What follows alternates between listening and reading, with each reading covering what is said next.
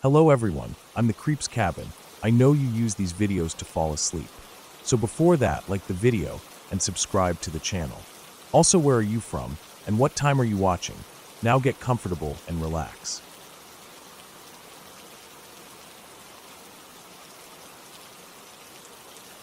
I was about 6 or 7 years old when this happened. My sister was around 14 or 15 at the time. We lived in a small town in Texas where everyone knew everyone.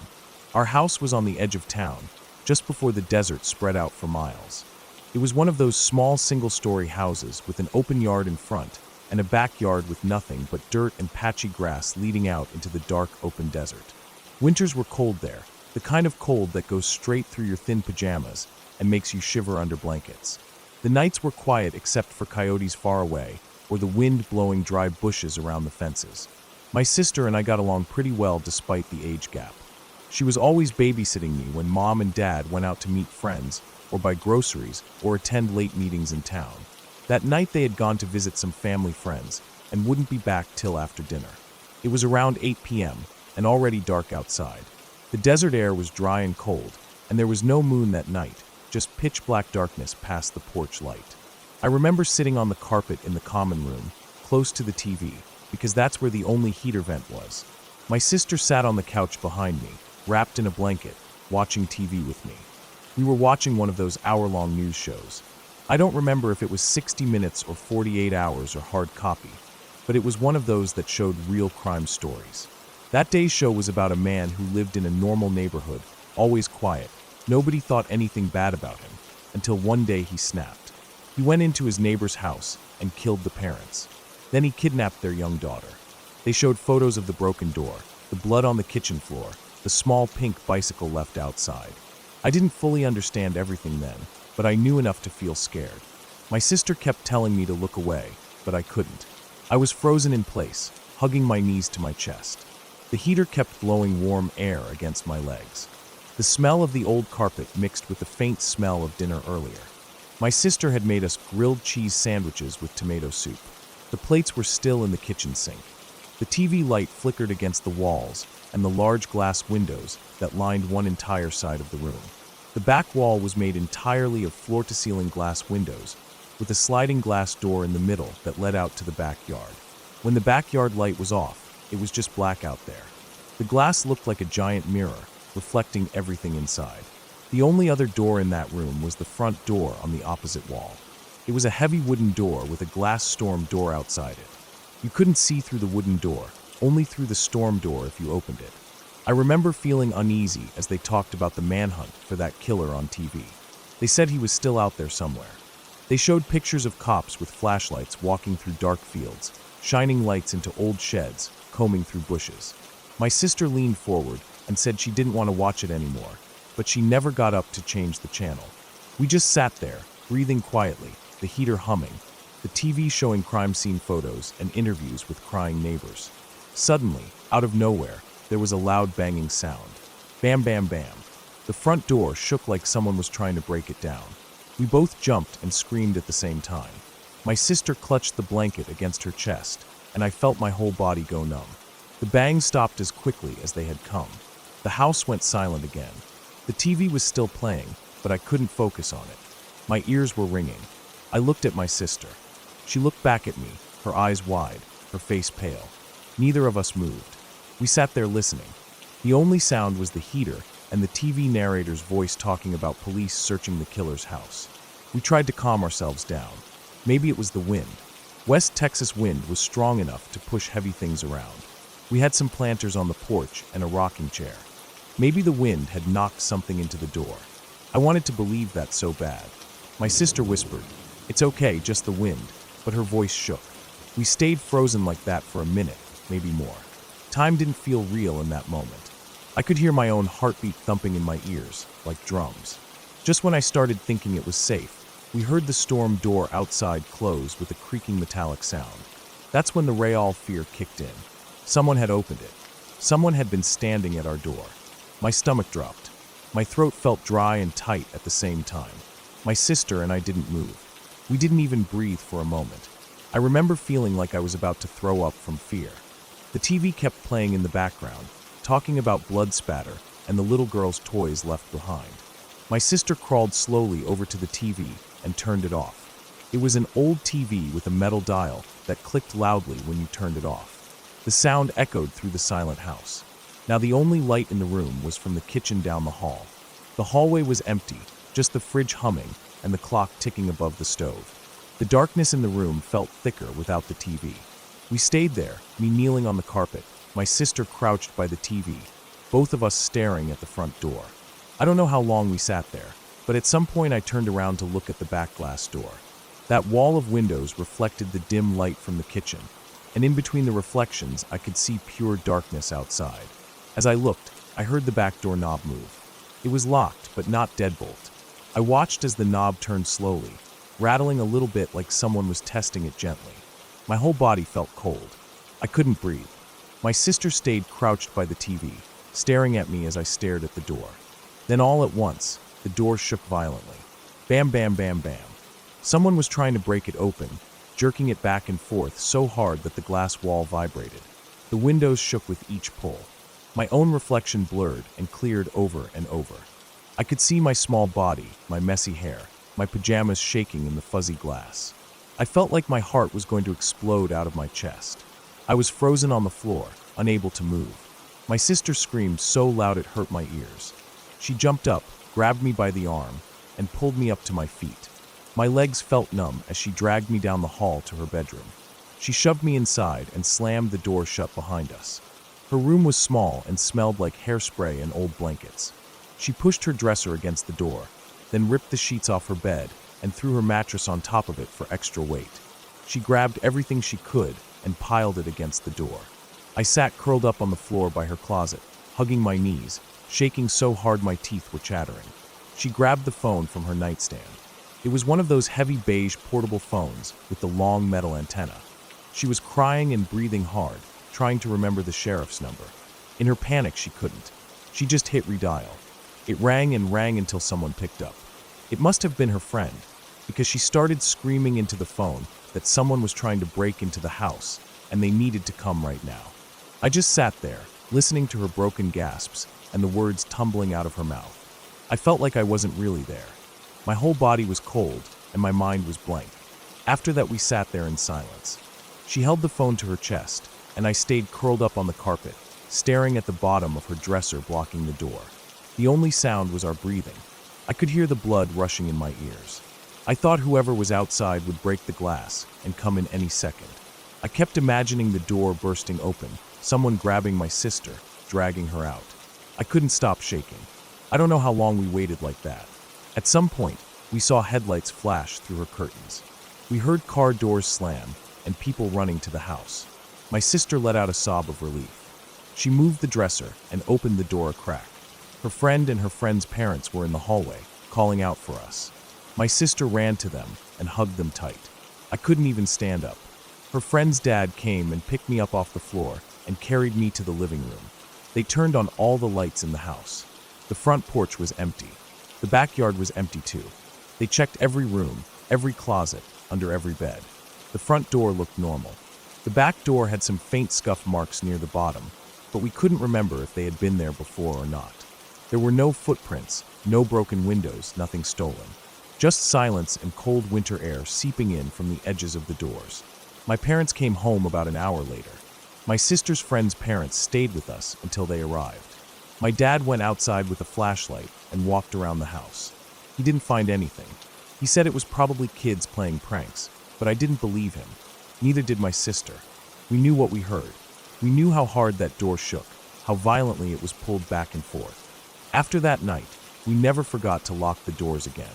Every door, every window, even the storm door stayed locked no matter what. My sister stopped watching crime shows for a long time. I started sleeping with the blankets pulled over my head, so I wouldn't have to see the shadows on the walls. We never found out who it was or why they came. Maybe it was someone drunk. Maybe it was someone trying to rob us. Maybe it was something worse. I don't know. All I know is that for the rest of my life, whenever I hear a doorknob rattle or a window shake in the wind, my stomach drops and I remember that night. I remember the cold desert darkness pressing against the glass walls. I remember the reflection of my own terrified face, blurry and clear, with each violent pull of the back door. And I remember sitting on my sister's bedroom floor, shaking so hard I couldn't even cry, thinking that maybe this was it.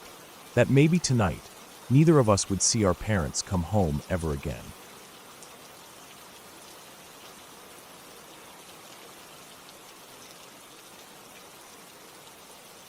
I still remember that morning clearly, even though many years have passed. It was a normal workday, a Tuesday I think, and I was sitting at my desk half awake, sipping the same old burnt coffee from the break room, checking emails, and thinking about how many hours were left till lunch. The office was quiet, just the hum of computers and the faint sound of printers working in the distance. The sun was coming in through the blinds on my left, falling in stripes across my desk. The air smelled like dust, printer ink, and cheap coffee. My back hurt a little from sleeping wrong. I kept shifting in my chair, trying to get comfortable as I read through some updates for a project that was already boring me out of my mind. That morning my wife called me out of the blue. Back then, we were still married. She worked the night shift at the hospital and usually slept most of the day, so she never called me during work hours. When her name popped up on my phone screen, I remember feeling a jolt of worry shoot through my chest. For a moment, I thought something had happened to her or the kids. I picked up quickly and answered in a low voice, keeping my eyes on my boss's office door across the floor, making sure she wasn't around to catch me on a personal call. She didn't sound like herself. Her voice was quiet and heavy, like she had just woken up, but something was weighing down on her chest. She told me to call my friend Danny and make sure he and his family were okay. I remember sitting there with my pen frozen in my hand above my notepad, staring at the date I had just written down. I asked her why, feeling confused. There was a pause on the line, and she said she had a dream but couldn't remember it, only that I needed to call Danny and check on him. The line went silent for a second, and I could hear her breathing softly. I felt goosebumps rise on my arms for some reason. I looked out the window to the street below where cars were moving in slow lines, and people walked along the sidewalk holding coffee cups, backpacks, wearing their office clothes, looking alive and busy. She said it again, to just call him. Her voice sounded uneasy, like she was afraid or sad or both. I didn't understand it, but I said okay. After I hung up, I sat there for a few minutes. I remember feeling weird about it, because she was never the type to ask for random things like that. I picked up my phone again and scrolled through my contacts to find Danny's number. As I sat there waiting for the dial tone, I remembered the last time I had seen him. We had gone over to his place for a barbecue 2 weekends before. He lived on the other side of town, in a quiet neighborhood with wide streets lined with oak trees. His house was small but always smelled of fresh bread and coffee. His wife loved to bake, and they had 3 kids, 2 boys and a girl. The youngest was only 6. I remembered them playing in the yard that day, kicking a ball around barefoot while Danny grilled burgers and told me about work, laughing about his boss and how he wanted to quit someday and buy an old RV to drive around the country. He always talked like that, like life was an adventure waiting for him once he could break free. When he picked up, his voice sounded normal, the usual strong and calm tone he always had. I told him my wife had called me and wanted me to check in on him. He chuckled lightly, sounding a little amused, and asked why. I told him she had a dream but couldn't remember it, just felt that I should check on him. There was a short silence before he said they were all fine and thanked me for calling. I remember feeling relieved, even though I didn't know what I was relieved about. I told him to take care and ended the call. I called my wife back to let her know everything was fine. Her reaction was strange. She didn't sound convinced. She just went quiet for a bit, then said okay, and hung up. I sat there after the call, feeling an uneasy heaviness in my stomach, like I was missing something, or like something bad was in the air that I couldn't see. The rest of the day went by slowly. Meetings, emails, nodding along as people talked about deadlines.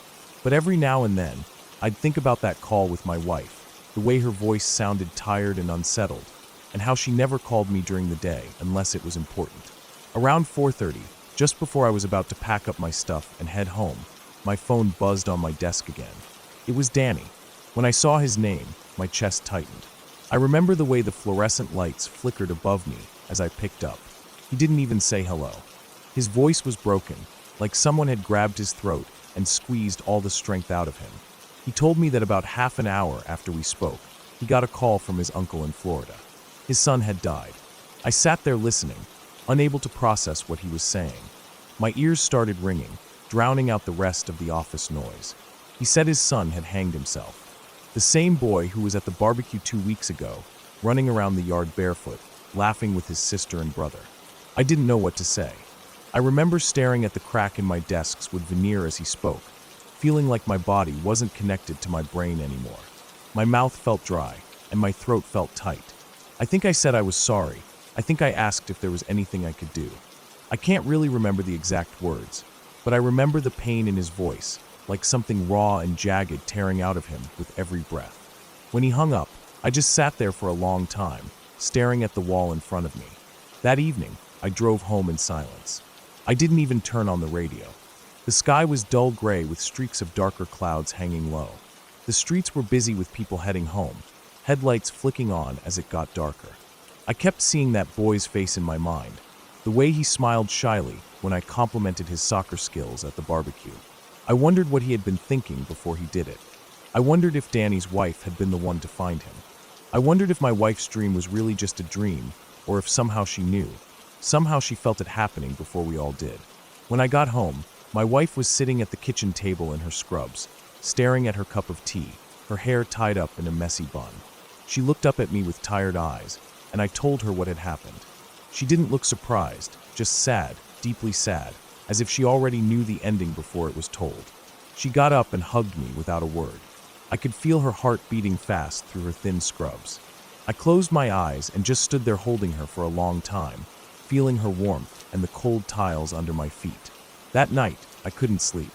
I lay in bed staring at the ceiling, listening to the sound of cars passing on the street outside, headlights sweeping through the blinds. I thought about Danny, about how he would survive this, about how broken he must feel. I thought about his son, about the loneliness or fear he must have felt in his final moments. I wondered what the dream was that my wife had, if it was a warning or a curse, or just her mind picking up on something hidden in the air. I never asked her again about it. I didn't want to know. I didn't want to open that door. Life moved on after that. Danny and his family moved away within a year. We lost touch over time. My wife and I eventually divorced for other reasons, the usual drifting apart that happens when two people start becoming strangers in the same house. But even now, years later, I still think about that day sometimes. I think about how normal everything felt that morning, how the sun came in stripes across my desk, how I thought about lunch and deadlines like those were the most important things. And then, within hours, someone's whole world was ripped apart forever. It reminds me every time that life is like that. We think we're in control, we think we know what's coming next, but really, we're just moving through each day hoping to get to the end without something tearing it all down. And sometimes there's no reason, no warning, except maybe a dream that you can't even remember, sitting heavy on your chest like the truth waiting to be spoken.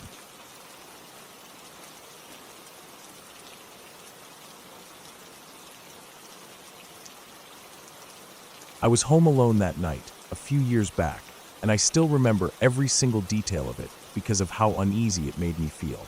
It was winter, probably early January, because I remember how cold it was in the living room, even with the heater on. The living room was dimly lit with just the TV screen flickering against the walls and a small lamp behind the couch casting a yellow circle onto the carpet. I had a blanket wrapped around me, sitting on the couch with my knees tucked under my chin. I wasn't even watching anything scary, just some old sitcom reruns, trying to pass the time until I felt sleepy enough to go to bed without overthinking things. Outside, it was pitch black. The curtains were closed but not tightly shut, so every now and then I could see a passing car's headlights sweep across the far wall. But my house was in a quiet neighborhood, not the kind of place where people are out and about at night. Most of my neighbors were older, families with kids who were already asleep by 9. The roads were silent and dark. I kept glancing at my phone to check the time, thinking about getting up to grab a snack from the kitchen, but feeling too lazy and too comfortable to move. Then the doorbell rang. It was a short, sharp ding-dong that echoed unnaturally loud in the quiet house. For a few seconds, I just sat there frozen. My chest tightened immediately. I remember gripping the blanket tighter around me. The first thought in my head was, why would anyone ring my doorbell at this time? I felt a little electric jolt run through my body as my heart rate picked up. I reached for the remote and paused the TV, and suddenly the living room felt so quiet that I could hear the heater humming softly. I always get cautious when the doorbell rings, even during daytime, but at night it's worse. My parents had always told me to never answer the door if I wasn't expecting someone, especially when I was alone. I sat there listening for any other sounds, like footsteps outside the windows or the sound of a car pulling away. But it was completely silent after the bell rang. I stood up slowly, letting the blanket fall to the couch. I tiptoed to the entryway, trying to avoid the one squeaky board on the floor so that whoever was outside wouldn't hear me. The porch light was off. I didn't want to turn it on because I didn't want whoever was out there to know that someone was home. My house has a tall front door with a narrow vertical peephole set high up. I stood on my toes and pressed my eye against the peephole, blinking a few times to adjust to the darkness outside. At first, I thought I was just seeing shadows because of how dark it was. There was a street lamp a few houses down, but it didn't reach my porch very well. I squinted harder, pressing my forehead against the cold door, trying to see better. That's when I noticed something right in front of my door. It was small, probably around 3 or 4 feet tall, and it was moving. I couldn't tell its exact shape because it was like looking at a dark blob against a dark background, but I could see the movement clearly. It was doing something strange. Its arms, or whatever they were swinging out slowly, then coming back in, then swinging out again in a smooth, graceful motion. Almost like wings flapping, but very controlled and elegant. Not like a bird flapping to take off, but more like someone slowly waving 2 big fans outward. I remember my eyes started to water because I was forcing them to stay open and focused on it, trying to understand what I was seeing.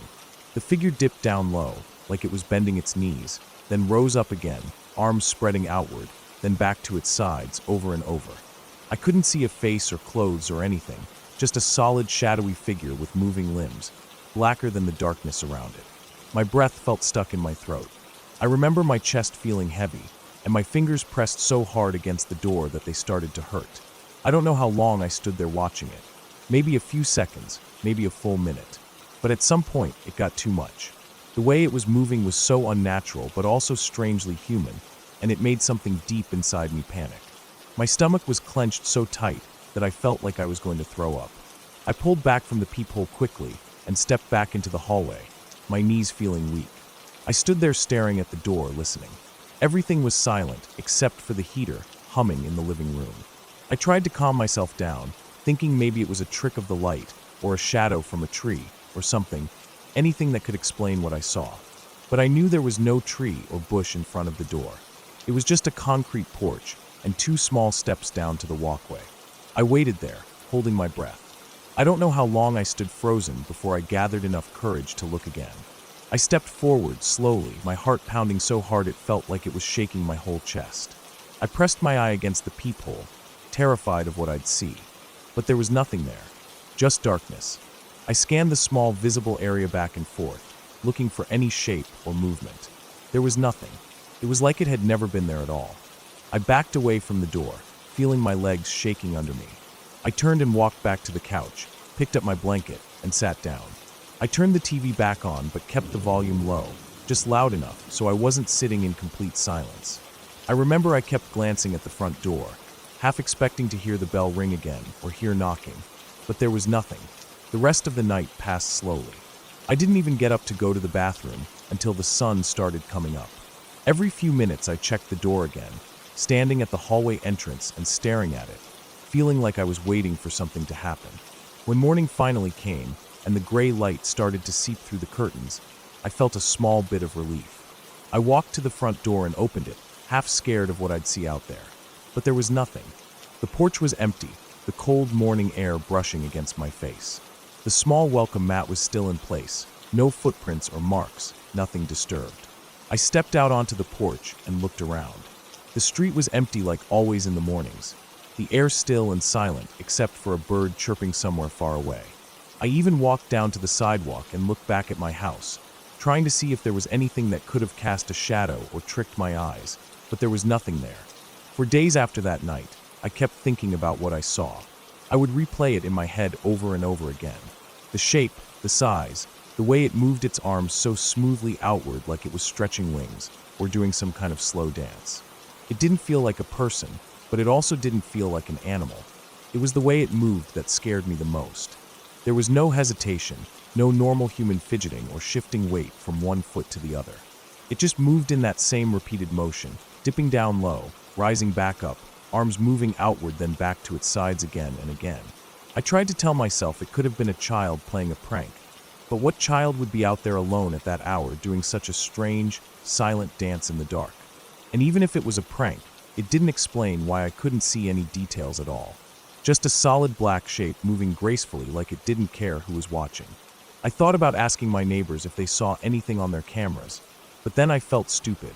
What would I even say? That I saw a black blob dancing on my porch at midnight? After that night, I became even more cautious about answering the door. If the doorbell rang and I wasn't expecting anyone, I didn't even go near it. Sometimes late at night, I would think about that shape and feel my skin crawl.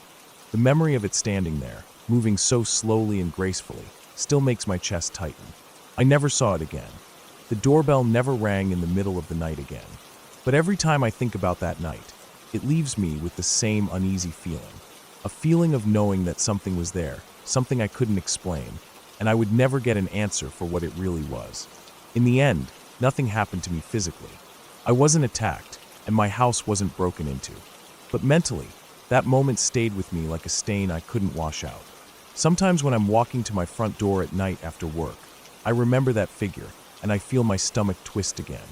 I stand there for a moment before unlocking the door, looking around me, making sure the porch is empty. Then I go inside, lock the door behind me, and remind myself that I'm safe. But deep down, there's always a small part of me that wonders what it was doing there. Why it rang my doorbell. Why it moved the way it did. And most importantly, what would have happened if I had turned on the porch light, opened the door, and stepped outside to see it face to face. That question sits in the back of my mind every time I hear the doorbell ring late at night. And honestly, I never want to find out the answer.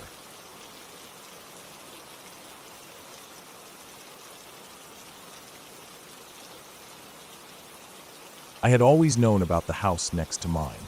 Ever since I was a kid, my parents told me to stay away from it. They said the man who lived there moved out to California 25 years ago and never came back, never sold it, never let anyone else live in it. Over the years, the paint peeled off its walls, the yard became overgrown with waist-high weeds, and the windows turned dusty and brown with dirt. But deep down, I always wondered what was inside. It felt wrong to have an entire house, full of someone's life, just sitting there untouched like a sealed tomb. I don't know why I finally decided to go in that night. Maybe it was boredom, maybe it was curiosity that had built up since childhood. I put on gloves so I wouldn't cut myself on the glass, grabbed my big flashlight, and walked around the side of the house to the small basement window. The wooden frame was cracked and rotting. I wedged my gloved fingers under it and pushed upward, feeling it creak, and then give way with a snap of old paint flakes falling onto my arms. A gust of cold, damp air came from inside and hit my face like I'd opened a freezer door. I dropped my backpack onto the dirt and crawled inside, feet first, lowering myself down until my boots hit the concrete floor. The smell was strong. Mold, damp wood, and the sour smell of rotting carpet or old cloth. I stood up, brushed dirt off my jeans, and shined my flashlight around. The first thing I saw was the piano. It sat in the corner, almost like someone had placed it there carefully, waiting for their next practice session. It was covered in a thin layer of gray dust, with spider webs stretching from the back legs to the wall. I stepped closer and pressed one of the keys. It made a sound, a long, flat, metallic thud that didn't even sound like music anymore. I pressed another key, then another. Each note was dull, out of tune, warped by time and moisture. I swept my light across the room. Along the far wall were old crates stacked up, some of them open. I walked over and crouched down. Inside one was a German helmet, with a big dent in the side, and next to it were metal canisters with faded labels I couldn't read, a folded flag with a swastika on it, and stacks of worn leather boots. Another crate had medals pinned to a board, badges with eagles, and ration tins rusted shut. It felt strange to see it all sitting there, like a private museum that no one was ever meant to see. On top of the crates was a thin cardboard tube, the lid half open. I pulled it out and tilted it under my flashlight beam. I could see a rolled-up poster inside, so I slid it out slowly. The paper was dry and brittle. When I unrolled it, I saw Elvis's face looking back at me, bright and smooth, with a dark signature across his white jacket. I stood there for a while, just staring at it. It felt wrong that something like this was hidden down here, rotting away with the mildew and spiders. I laid the poster back in its tube and kept looking. There were guitars leaned up against the piano, their strings loose and warped, some missing tuning pegs. A small wooden violin case lay on top of one of the crates, the velvet inside eaten away by insects. Beside it was a cracked picture frame with two people in it, a bride and a groom. The glass was shattered, and a long crack split the woman's face. The frame itself was broken in the corner, as if it had been thrown or dropped. I picked it up and turned it over. The back was burned in one spot, blackened and warped, like someone had held it too close to a candle flame. I spent a long time in the basement, just walking from one thing to another, feeling like I was looking at someone's whole life left behind in boxes and piles. There were old letters, stacks of newspapers from the 70s and 80s, a heavy green army jacket with a name patch I couldn't read in the dim light, and even a folded American flag with a triangle of stars showing through the glass frame that held it. When I finally climbed out of the basement, I felt lightheaded. The air upstairs was even worse. I walked through the living room first. The carpet was stained black in some places, and the ceiling had brown water damage spots spreading out in wide circles like dead flowers. There was an old couch covered with a sheet that had turned from white to gray. Next to it was a small TV with dials instead of buttons, and an ashtray filled with half-burned cigarettes, yellowed and stuck together by moisture. I turned toward the kitchen and shined my flashlight across the counter. Dishes sat in the sink, the water long evaporated, leaving thick brown crusts in the bowls. On the stove was a pot with a lid.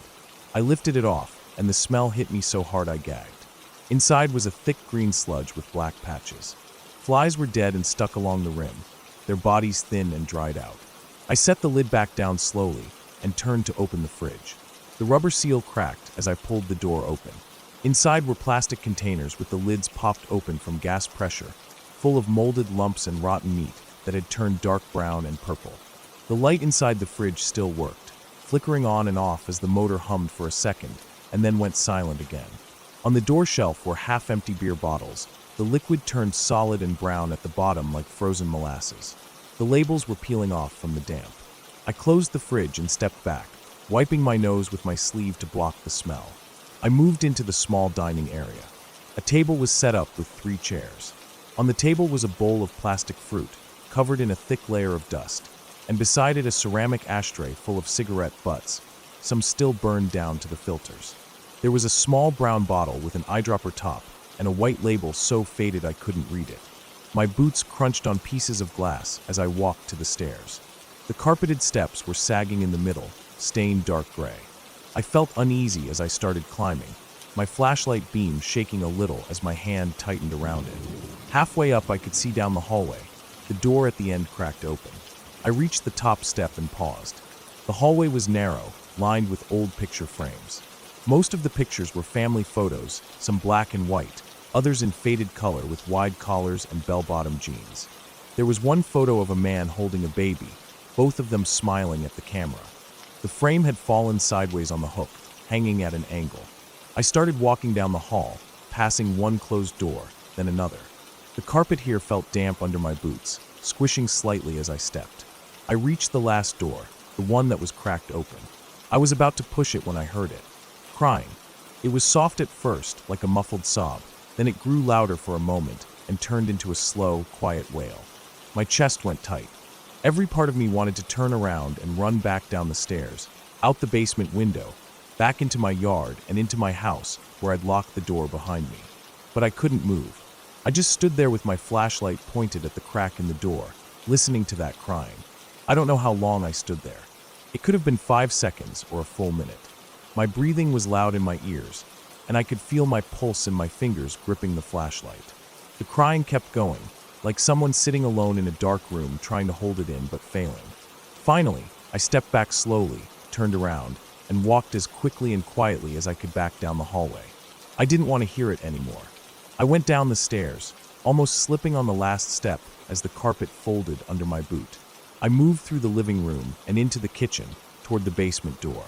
I climbed down and crawled out the window into the cool night air, my chest heaving as I landed on the dirt outside. I stood up and wiped my gloves on my jeans.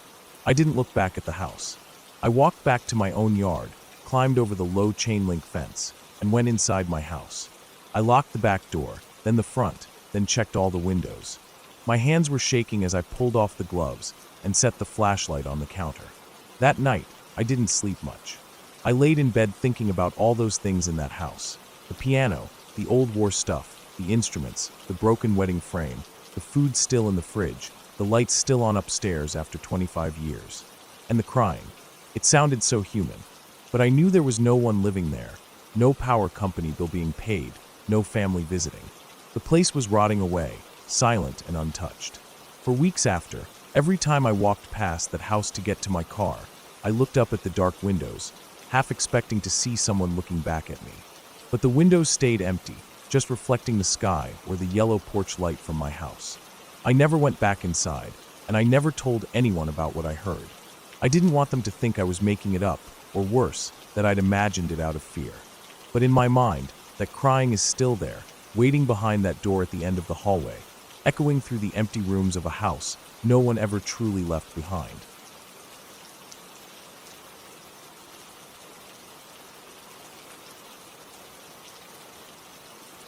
I remember that morning so clearly, even though it was years ago.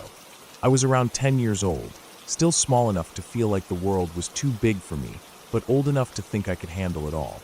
It was early in the morning, way before the sun had really come up, and I was so tired that I could barely keep my eyes open in the truck. My dad woke me up when we pulled off the main road and parked near the frozen lake. It was silent out there, not even the sound of birds yet. Just the crunch of his boots on the snow and the way his breath came out in big white puffs in the cold air. I remember getting out of the truck and the cold just biting through my jeans. My dad handed me my gloves, and I pulled them on quickly before my fingers froze. I could see the lake just past the line of trees, a big white sheet stretching out under the dark blue sky. There was fresh snow everywhere. It had fallen the night before and covered everything in a clean layer. It looked beautiful, like untouched cake frosting, perfectly smooth, hiding every hole or crack in the ice underneath. My dad grabbed his sled with all the gear loaded on it and started dragging it towards the ice house. I followed him closely, trying to step exactly where he stepped because I knew that was safer. The snow squeaked under my boots with every step, that high-pitched crunching sound that always made my teeth feel weird. The cold air made my nose sting, and my eyelashes felt heavy with frost forming on them. We walked for what felt like forever. My dad was strong, dragging that heavy sled with the auger and the little propane heater and the foldable chairs.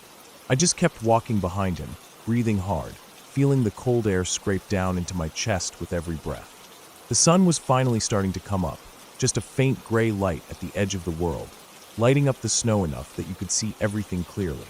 The ice house was set up already out on the lake. My dad had put it there the weekend before, a little square box sitting on top of the frozen lake, looking small and alone in the middle of all that white emptiness. As we got closer, I felt a little excited because I always liked being inside it, sitting with him, eating the snacks he packed, listening to the little radio playing quiet country songs while we waited for a fish to bite. But then everything changed in 1 second. One step I was fine, and the next the ground under me just disappeared. There was no warning at all. The snow gave way beneath my feet, and I felt myself drop straight down. My whole body tensed up in shock as the freezing water rushed over me. I didn't even scream because the cold hit me so hard it felt like my chest locked up. The water swallowed me instantly, and I sank without even thinking about it. It was the coldest thing I had ever felt in my life. It was so cold that it felt hot for a split second, burning against my skin before it turned into a deep, painful cold that made my arms and legs feel heavy. The water felt black around me, even though it wasn't that deep, but I couldn't see anything except for the light above where I had fallen in. My arms floated out away from me, and I couldn't feel my fingers anymore. My boots felt so heavy. I just sank under the surface, and I couldn't even think straight. My brain felt like it shut off. All I could think was how cold it was, and how I couldn't move. I opened my eyes and saw the hole above me, just a blurry bright spot in the dark water. It felt so far away. My arms wouldn't work. My legs wouldn't kick. My chest burned because I needed to breathe, but I knew I couldn't. I felt my heart hammering in my chest like it was trying to jump out. I remember feeling so tired suddenly, like if I just closed my eyes and stopped thinking about it, it wouldn't hurt as much. The water pressed in around me from all sides, and I just felt so small and so weak. But then, somewhere deep in me, something screamed at me to move. It was like my brain woke up for a second. I looked up at the hole again and tried to kick my feet, but they felt like stone. I forced my arms to move, pulling at the water around me. It felt so thick, like trying to swim through mud. My jacket felt heavy, and my boots felt like they were chained to the bottom. But I kept kicking, kept moving my arms, fighting against that painful cold that was making me so tired so quickly. I reached the surface and slammed into the bottom of the ice next to the hole. I panicked for a second because I thought I was trapped, but I twisted my head and saw the edge of the hole right beside me. I reached for it, but my hand didn't grab anything. I tried again, forcing my numb fingers to curl around the edge of the ice. It was sharp and hard, and so cold it felt like it burned my skin, even through my wet glove. I pulled myself up just enough to get my mouth out of the water and sucked in a deep breath that felt like fire in my chest. The air was so cold it hurt my lungs, but I didn't care. I tried to pull myself up more, but my arms felt too weak. My chest was heaving. My heart was slamming so hard I thought it would explode. The cold air on my wet face made me feel even colder, like it sucked out any remaining warmth from my skin. Then I felt hands grab under my arms and yank me upwards. My dad pulled me up onto the ice like I weighed nothing. My body flopped onto the snow, and I just lay there, gasping, shaking so hard my teeth felt like they would break. I couldn't feel my legs. My boots were full of freezing water, and my jeans were stuck to my skin like ice. The snow under me felt warm for a second because the air was colder than the ice. I lay there staring up at the sky. It was pale blue now with faint pink at the edges as the sun came up, and little flakes of snow drifted down onto my face. I felt so cold that I couldn't even shiver properly anymore. My dad bent down over me, blocking out the sky for a moment as he checked me. I could feel him moving my arms and legs, checking if I was hurt, but I couldn't really feel anything. He picked me up and carried me back to the truck. I remember hearing his boots crunch on the snow faster than I had ever heard him walk before. The world bounced around me, my face pressed against his thick jacket, breathing in the smell of cold air and gasoline and his aftershave. I felt my wet hair freezing against my forehead as the wind hit it. He set me down on the tailgate and peeled off my wet gloves, then my jacket, then my boots. My socks were soaked and turning stiff in the freezing air. He wrapped me up in a thick wool blanket he kept in the truck and turned on the heater full blast. I sat there on the passenger seat, wrapped in that blanket, my teeth chattering so hard my jaw hurt. My dad sat beside me, rubbing my arms and legs to get the blood flowing again. The heat from the truck started to sink into me slowly, painfully, like little needles pricking my skin as it warmed up. I stared out the windshield at the ice house in the distance. The sun was up now, lighting up the lake in bright gold light, making everything look beautiful and peaceful. But I couldn't stop thinking about that hole in the ice, how it had just swallowed me without warning. The fresh snow had hidden it so well, like it wasn't even there. I thought about how easy it was to fall through and how hard it was to climb back out.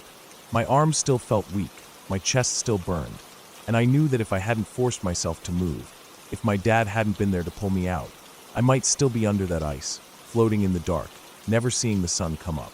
After a while, my dad started the truck and drove us home. I just sat there, wrapped up tight, staring out the window at the trees flying past. My hair was still wet, and my skin felt raw from the cold, but I felt warmer inside the truck. I didn't say anything the whole drive. I just kept thinking about the way the cold water felt as it wrapped around me, pulling me down, the way my body stopped working, the way I almost gave up. When we got home, my mom was waiting at the door, and she helped me out of the truck and into the warm house. She made me take off my wet clothes right away and wrapped me up in towels, then sat me down in front of the heater with a mug of hot chocolate. I remember holding that mug with both hands, feeling the heat seep into my numb fingers, watching the steam rise up into my face. It smelled like cocoa powder and warm milk, comforting and familiar. That night, I lay in my bed under 3 thick blankets, listening to the wind outside the window. Every time I closed my eyes, I saw the ice breaking under me, felt the cold water swallowing me, felt my arms stop working. It took me a long time to fall asleep because I couldn't stop thinking about how close I came to not making it back out. After that day, I never stepped on the ice again without checking it myself first. My dad always drilled test holes as we walked and taught me how to read the ice, how to look for thin spots, how to stay away from old holes covered with snow. I learned that day how dangerous something so simple could be, how easy it was to fall through, and how hard it was to save yourself once you were in. Even now, years later, I still think about that day every winter when I see lakes freeze over. I remember that feeling of sinking down into the dark water, the cold stealing my breath and my strength, and I remember how close it was to being the last thing I ever felt. And every time I think about it, I think about how important it is to cover your ice holes when you're done with them, because you never know who might come walking along, thinking it's safe, only to have the world drop out from under their feet in an instant, just like it did for me.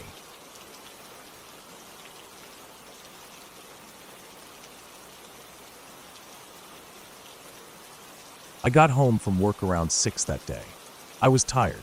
My back hurt from bending over boxes all day, and my head was buzzing from the noise at work, forklifts beeping, people shouting, the radio playing the same 5 songs on repeat. I dropped my bag by the door as soon as I came in, kicked off my boots, and headed straight upstairs to my room. It was that usual quiet time in the evening where the sun outside was still bright, but it felt dull inside the house. My little brother was downstairs in the living room, watching TV like he always did after school. He liked those old cartoons that played on the free channels. The house smelled like dust and dog fur and leftover cooking from the morning. I remember noticing it that day, how stale it felt. I walked past the dog on my way up. Her name was Daisy. She was lying in the hallway upstairs, right outside my bedroom door, snoring lightly with her paws stretched out in front. She always waited there for me. When I stepped over her, she lifted her head just to check it was me before dropping it back down and letting out a sigh. I went inside, shut the door softly so it wouldn't rattle against its loose frame, and dropped onto my bed fully dressed. I didn't even turn on the lights or take off my jeans. I just lay there on my side, staring at the glow coming in through the blinds, listening to the house creak and settle. My room was simple. Just a bed shoved against the corner, a dresser with a scratched mirror on top, my work clothes thrown over the chair by my little fold-out desk. The carpet had stains from years of spills. There was a damp patch near the window from where the rain leaked in last winter. The air always smelled faintly like old laundry no matter how much I cleaned. I didn't plan to nap, but my eyes got heavy. I lay there listening to Daisy snoring outside my door, the TV rumbling faintly from downstairs, and the sound of cars passing by on the street outside. At some point, I must have dozed off.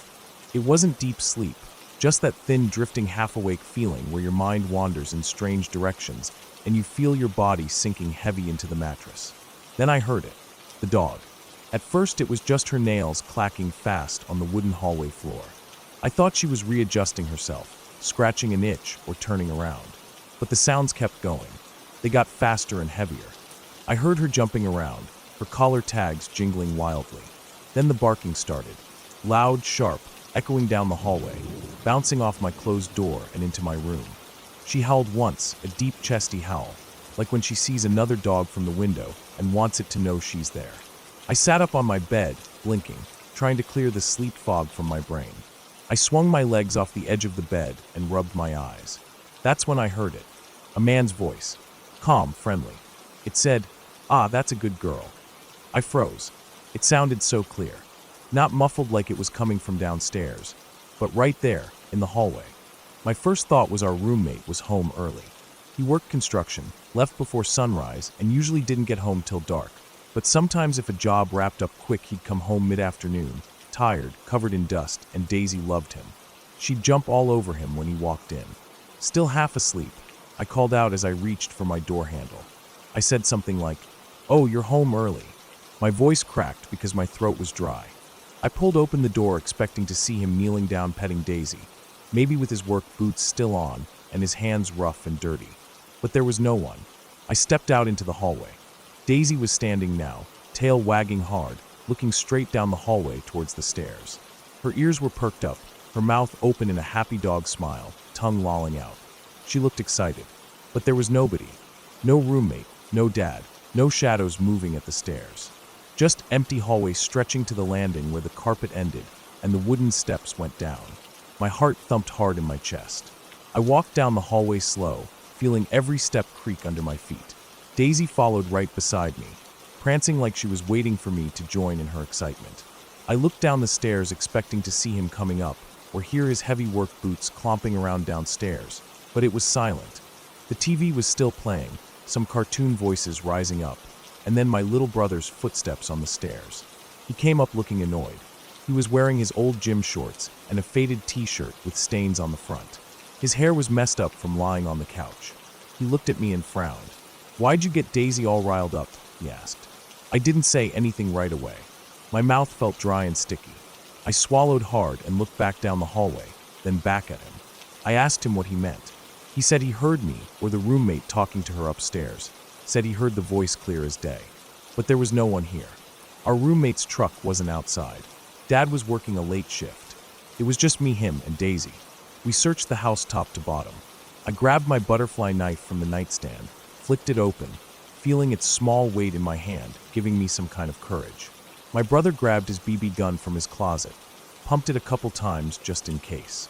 We went room by room, opening every closet, checking under every bed, pulling back the shower curtains, checking behind the couch and under the kitchen table. Daisy followed us the whole time, tail still wagging, sniffing at every doorway like she was expecting someone to appear. But there was nobody. We checked the locks. The front door was bolted. Back door was locked too, chain still hanging across. Windows were closed. The house felt dead quiet except for the sound of the TV still playing in the background and our breathing. After we finished, we just stood in the living room looking at each other. My brother looked pale. He was trying to act tough, cocking his BB gun again for no reason, but I could tell he was shaken. I felt this cold, crawling feeling in my stomach, like when you realize you've left your keys somewhere far away and can't get back in. I couldn't explain what I heard. Neither could he. Daisy just lay down in the corner, panting happily, like everything was normal. That night, I couldn't sleep properly. I lay in my bed, staring at the ceiling, listening to the house creak and shift as it cooled down. Every sound felt louder in the dark. Every tick of the walls, every rustle of Daisy moving in the hallway, every sigh from the vents. I kept thinking about that voice, how calm it sounded, how it said, "Ah, that's a good girl," in such a friendly way. I wondered if I'd dreamt it, but my brother heard it too. I remember lying there thinking about all the people who'd lived in this house before us.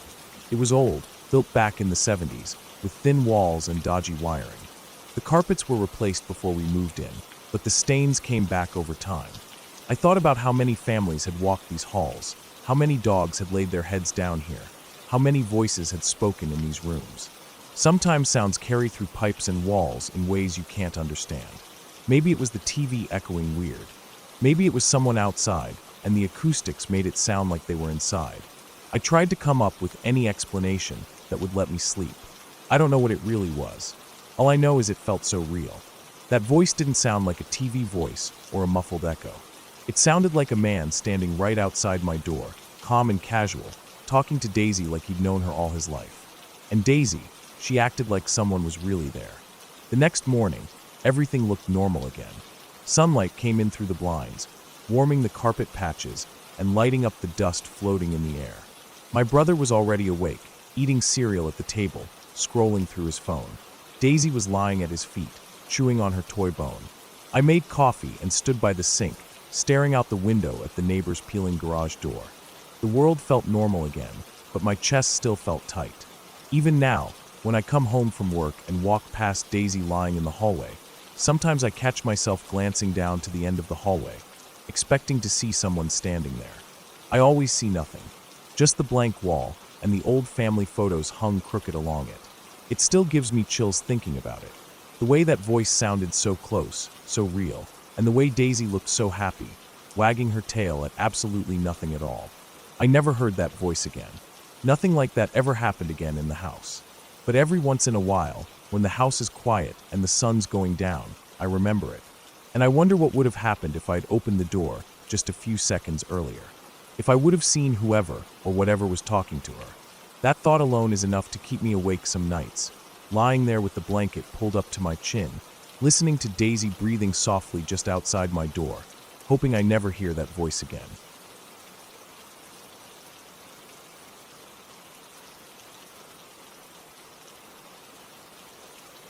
When I think back to that winter, it's like a cold steel weight settles into my chest. I was only 12 at the time. I had moved in with my dad when I was 10, and everything about that town felt different. The houses seemed smaller and older. The trees looked bare even when they were full of leaves. and the streets curved around in ways that always left me feeling a little lost, even after 2 years. My dad knew a family down the road. It was a single mom with 3 kids. I think that's what made my dad feel comfortable letting me spend time there, because there was always someone around. The mom worked a lot, though, and even though I didn't know them well, I would see them almost every day at school or when I walked to the small market near our houses. The oldest was a girl who was 2 years older than me. She was 12 when I moved there, and by the time this happened, she was 14 and I was 12. I never felt super close to her, not like a best friend, but we hung around the same people. She was quiet, but had this small smile that made you feel like she was listening to you, really listening, even if you were just rambling about school or cartoons. Her little brother was maybe 8 or 9. He was always running around outside, swinging sticks like swords, making those little boy fighting noises. Their youngest sibling was still a baby, and I didn't see him much because he was always inside with their mom or napping. That December felt cold in a way that I can't describe. The sky always seemed gray, even during the day, and the cold settled deep into your fingers and toes no matter how many layers you wore. But the town tried its best to look happy. Everyone strung lights up early that year. Some people had little inflatable Santas or reindeer in their yards, and you could smell pine needles and would smoke walking home from school. The week before Christmas break, everything felt busy and loud at school. People were handing out cheap little cards, teachers were playing quiet Christmas music in the classrooms, and kids were showing off the candy or small toys they were getting from classmates. But even with that, I felt heavy, like something was wrong, but I didn't know what. I remember on the Thursday of that week, my friend Rob was talking about going over to her house that night. Rob was the type of kid who never stayed still. He always wore these black sweatpants and carried a pack of gum in his pocket. He said he was going to hang out with her and her brother while their mom was working late. It didn't sound like anything strange. Lots of kids' parents worked late around there, and the older siblings just watched the younger ones. That night, I was sitting in my room after dinner, looking out the window. I could see down the road to where their house was, just the edge of their front porch light peeking between the bare branches of the trees lining the street. I remember thinking I should text her to see if she wanted to come over the next day, but I didn't. I don't know why. Maybe I just figured I'd see her at school the next morning. The next day was Friday, the last day before Christmas break. I woke up early, excited to get it over with so the holiday could start. But when I got to school, something felt off. Kids were whispering, teachers looked serious, and when the bell rang for class to start, our teacher didn't even smile like she usually did. Her eyes were red. She sat on her stool in the front of the class and told us that there was going to be an assembly in the gym. She didn't say why. When we got to the gym, the principal was standing there with 2 police officers. All the teachers were lined up against the bleachers, their faces tight and pale. I remember feeling this cold sweat on my back, like I had done something wrong even though I hadn't. The principal started talking, saying there had been a tragedy. He kept using the word tragedy. At first I thought maybe there had been a car accident, or maybe someone's parent had died. But then he said her name.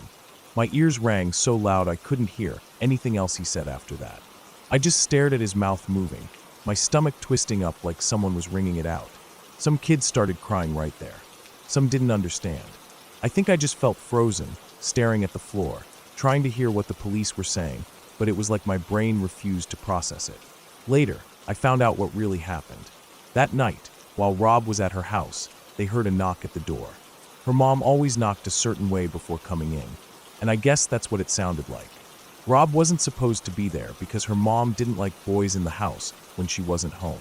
So when they heard the knock, he panicked. He slipped out the back window and ran down the road to his house. He didn't think anything of it. He didn't even look back. But it wasn't her mom. There was this woman, a stranger to them. She was the sister of a lady that their mom was helping through her job. Their mom worked with troubled people, trying to get them support and services. I guess she had mentioned her kids before, or maybe the lady talked about it with her sister. I don't know exactly how it happened, but somehow this woman, who had been in a mental institution before, found out where they lived and what the mom's work schedule was like. When she knocked on that door, it wasn't random. She knew exactly who lived there and exactly when their mom would be gone. I don't know what she was thinking when she went inside. I don't want to know. All I know is that the little brother somehow got away. Maybe she told him to leave. Maybe he ran when she wasn't looking. He went to the neighbors, banging on their door in the dark winter night, screaming until they answered and called the police. When the police came, it was too late. They found her body in the bathtub. She had been decapitated, her body naked and left there like she didn't matter.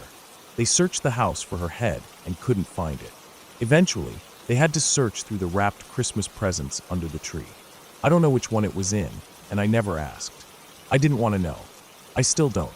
I remember sitting in my room that evening, looking out at the street lights turning on one by one. The world felt so quiet that night, like even the cars driving past were softer, like the earth itself was holding its breath. My dad came in and told me I wasn't allowed to go to the funeral. He didn't say why, but I knew. I think he didn't want me to see her like that, or to see her family crying.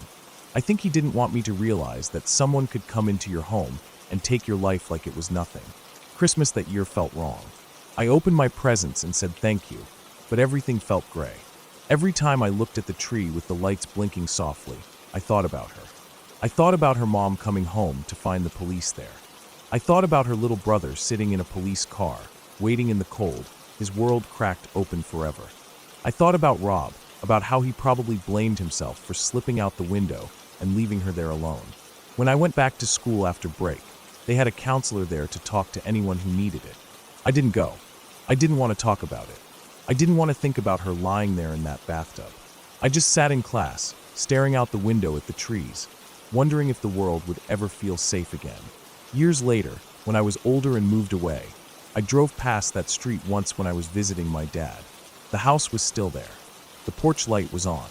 There were toys in the yard, probably new kids living there who had no idea what happened before.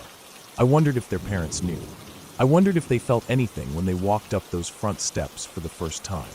Sometimes, when I'm alone at night, I think about how easy it is for someone to hurt you. You can lock your doors, you can keep your phone near you, you can know all your neighbors and live in a quiet street, and it can still happen. Someone can still come in and take away everything you thought was safe. That winter changed me. It made me realize that safety is just something we pretend exists to sleep at night. And even now, every Christmas when I see a pile of wrapped gifts, I feel my stomach twist a little. I see her face in my mind, the way she used to smile at me in the hallway, quiet and kind, and I wonder what she would have grown up to be. I wonder if she would have moved away too, or stayed and built a life there. But I'll never know, because someone took that from her, and from everyone who ever loved her. And that's the part one can't shake. How a knock on the door can be the end of everything, and you won't even see it coming.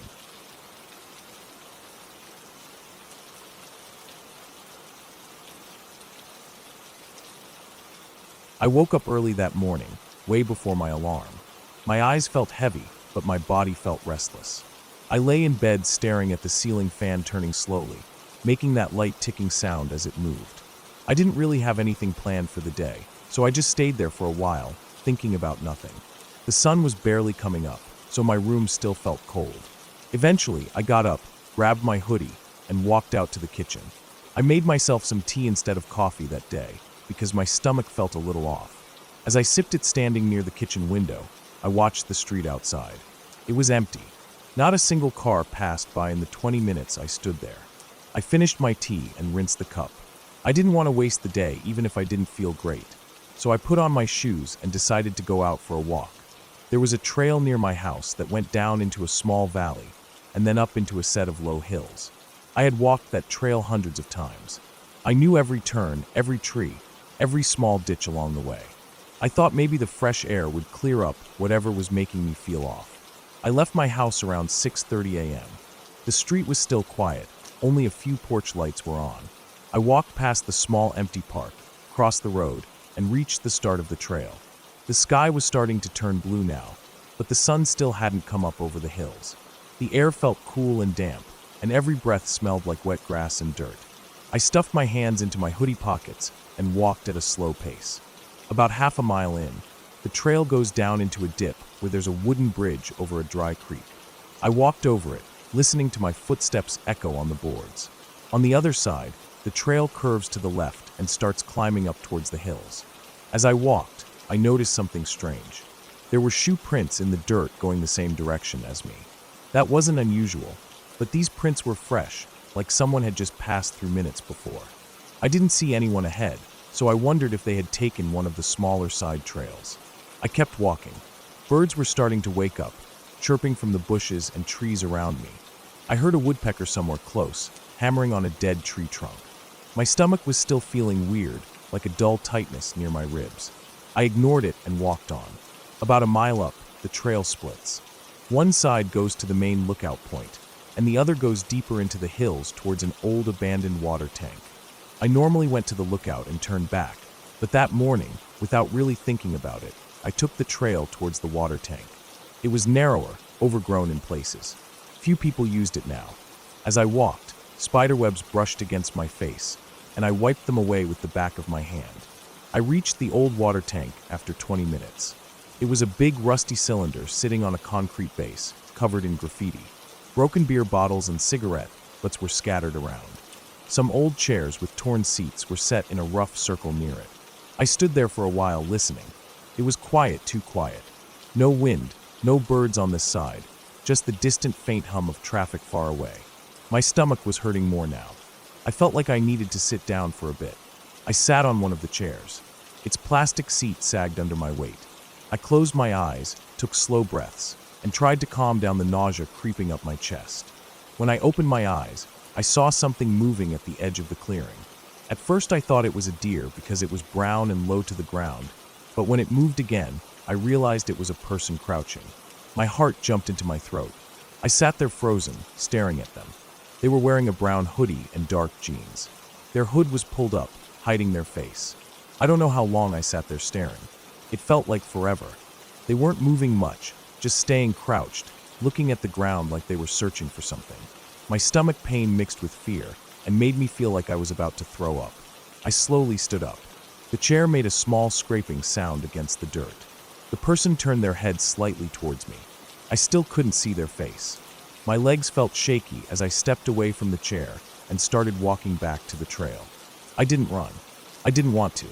Running felt like it would turn everything into a chase, and I didn't want that. I just walked at a steady pace, forcing my arms to stay at my sides even though my hands were shaking. I could hear my heartbeat in my ears. As I reached the trail, I glanced back. The person was standing now, still watching me. I turned away and kept walking. The trail felt much longer going back. Every step felt heavy. My stomach pain was getting worse, and it felt like something was squeezing my insides. I thought about calling someone, but I didn't know what I'd say. I didn't even know if that person was dangerous or just someone hiding from whoever they didn't want to see. My mind was racing with so many thoughts that I didn't hear the footsteps behind me at first. When I did, I almost collapsed from fear. The steps were quiet but fast, coming up behind me. I didn't turn around. I couldn't. My feet felt rooted to the dirt. I kept walking. The footsteps slowed down until they matched my pace. My chest felt tight. I could feel sweat running down my back under my hoodie, even though the air was still cold. I kept walking, trying to focus on the sound of gravel crunching under my shoes, pretending I was alone. The trail curved ahead, leading to the bridge. As I walked onto it, I heard the footsteps stop behind me. I didn't want to turn, but I forced myself to look back. The person was standing at the edge of the bridge, just watching. I could see their hands now, tucked into the front pocket of their hoodie. They weren't moving, just standing there, head tilted slightly down like they were thinking. My mouth felt dry and I swallowed hard. I turned away and crossed the bridge quickly. On the other side, the trail goes up a small incline before leading back to the street. I walked up that slope faster than I thought I could with the pain in my stomach. When I reached the end of the trail, I stopped and turned around again. The bridge was empty. The person was gone. My knees felt weak, and I had to lean against the metal fence near the trail entrance. I took deep breaths, trying to calm down, but my chest was tight, and my stomach pain was so bad now that it felt like I was being stabbed from the inside. I walked home as fast as I could. Every block felt longer than it ever did. When I reached my house, I locked the door behind me and went straight to the bathroom. I threw up into the sink. My legs were shaking so bad I had to sit down on the cold tile floor. I sat there for a long time, staring at the pattern on the tiles, trying to understand what had just happened. My mind felt blank. Only one thought stayed with me. That person had no reason to be there, crouching behind the water tank at dawn. After I felt strong enough to stand, I washed my face and went to my room. I sat on the bed, looking out the window. The sun was up fully now. Cars were driving by, people walking their dogs, kids riding bikes to school. Everything looked so normal from my window, but inside, I felt like something in me had cracked open. For the rest of that day, I stayed inside. Every time I thought about what happened, I felt sick again. My stomach pain faded by late afternoon, but the fear stayed. That night, I couldn't sleep. Every noise outside my window made me jump. The sound of the wind rustling the bushes, a dog barking down the street, a car door slamming shut. Every single sound made me feel like that person was right outside, standing in the dark, watching my house. In the days after, I didn't go back to that trail. I tried to act normal, going to work, buying groceries, but I couldn't shake that feeling of being watched. One evening, about a week later, I was sitting at my kitchen table eating dinner when I heard footsteps outside my front door. Slow, heavy steps on the porch. My heart stopped. I sat there holding my fork, listening. The steps stopped right outside the door. I didn't move. I didn't even breathe. After what felt like forever, I heard the steps move away. I got up and locked every window and door again, even though they were already locked. After that, I installed cameras outside my house. I checked the footage every night before bed, scanning every shadow and movement. I never saw anything unusual, but that didn't stop the fear. I still don't know who that person was or what they were doing out there that morning. Sometimes I wonder if they were just someone camping out, maybe homeless, maybe hiding from someone else. But other times, when it's late and the world feels silent, I think about how they followed me, how they stopped at the bridge and just watched me walk away. And I wonder if they've ever been inside my house without me knowing. It's been months now. I still haven't gone back to that trail. My stomach pain comes and goes, mostly when I think about that morning. I walk different routes now, busy streets with people and cars. I keep my head up, I watch every shadow, and I listen to every footstep behind me. I know I'll never forget that feeling. The fear of someone who is close enough to touch you but chooses not to. Someone who follows you for no reason you can understand. Someone who wants you to know they are there, but doesn't want you to know anything else. And that's what scares me the most, not knowing what they wanted. Because not knowing means it could happen again, any day, any morning, any empty trail where no one will hear you if you scream.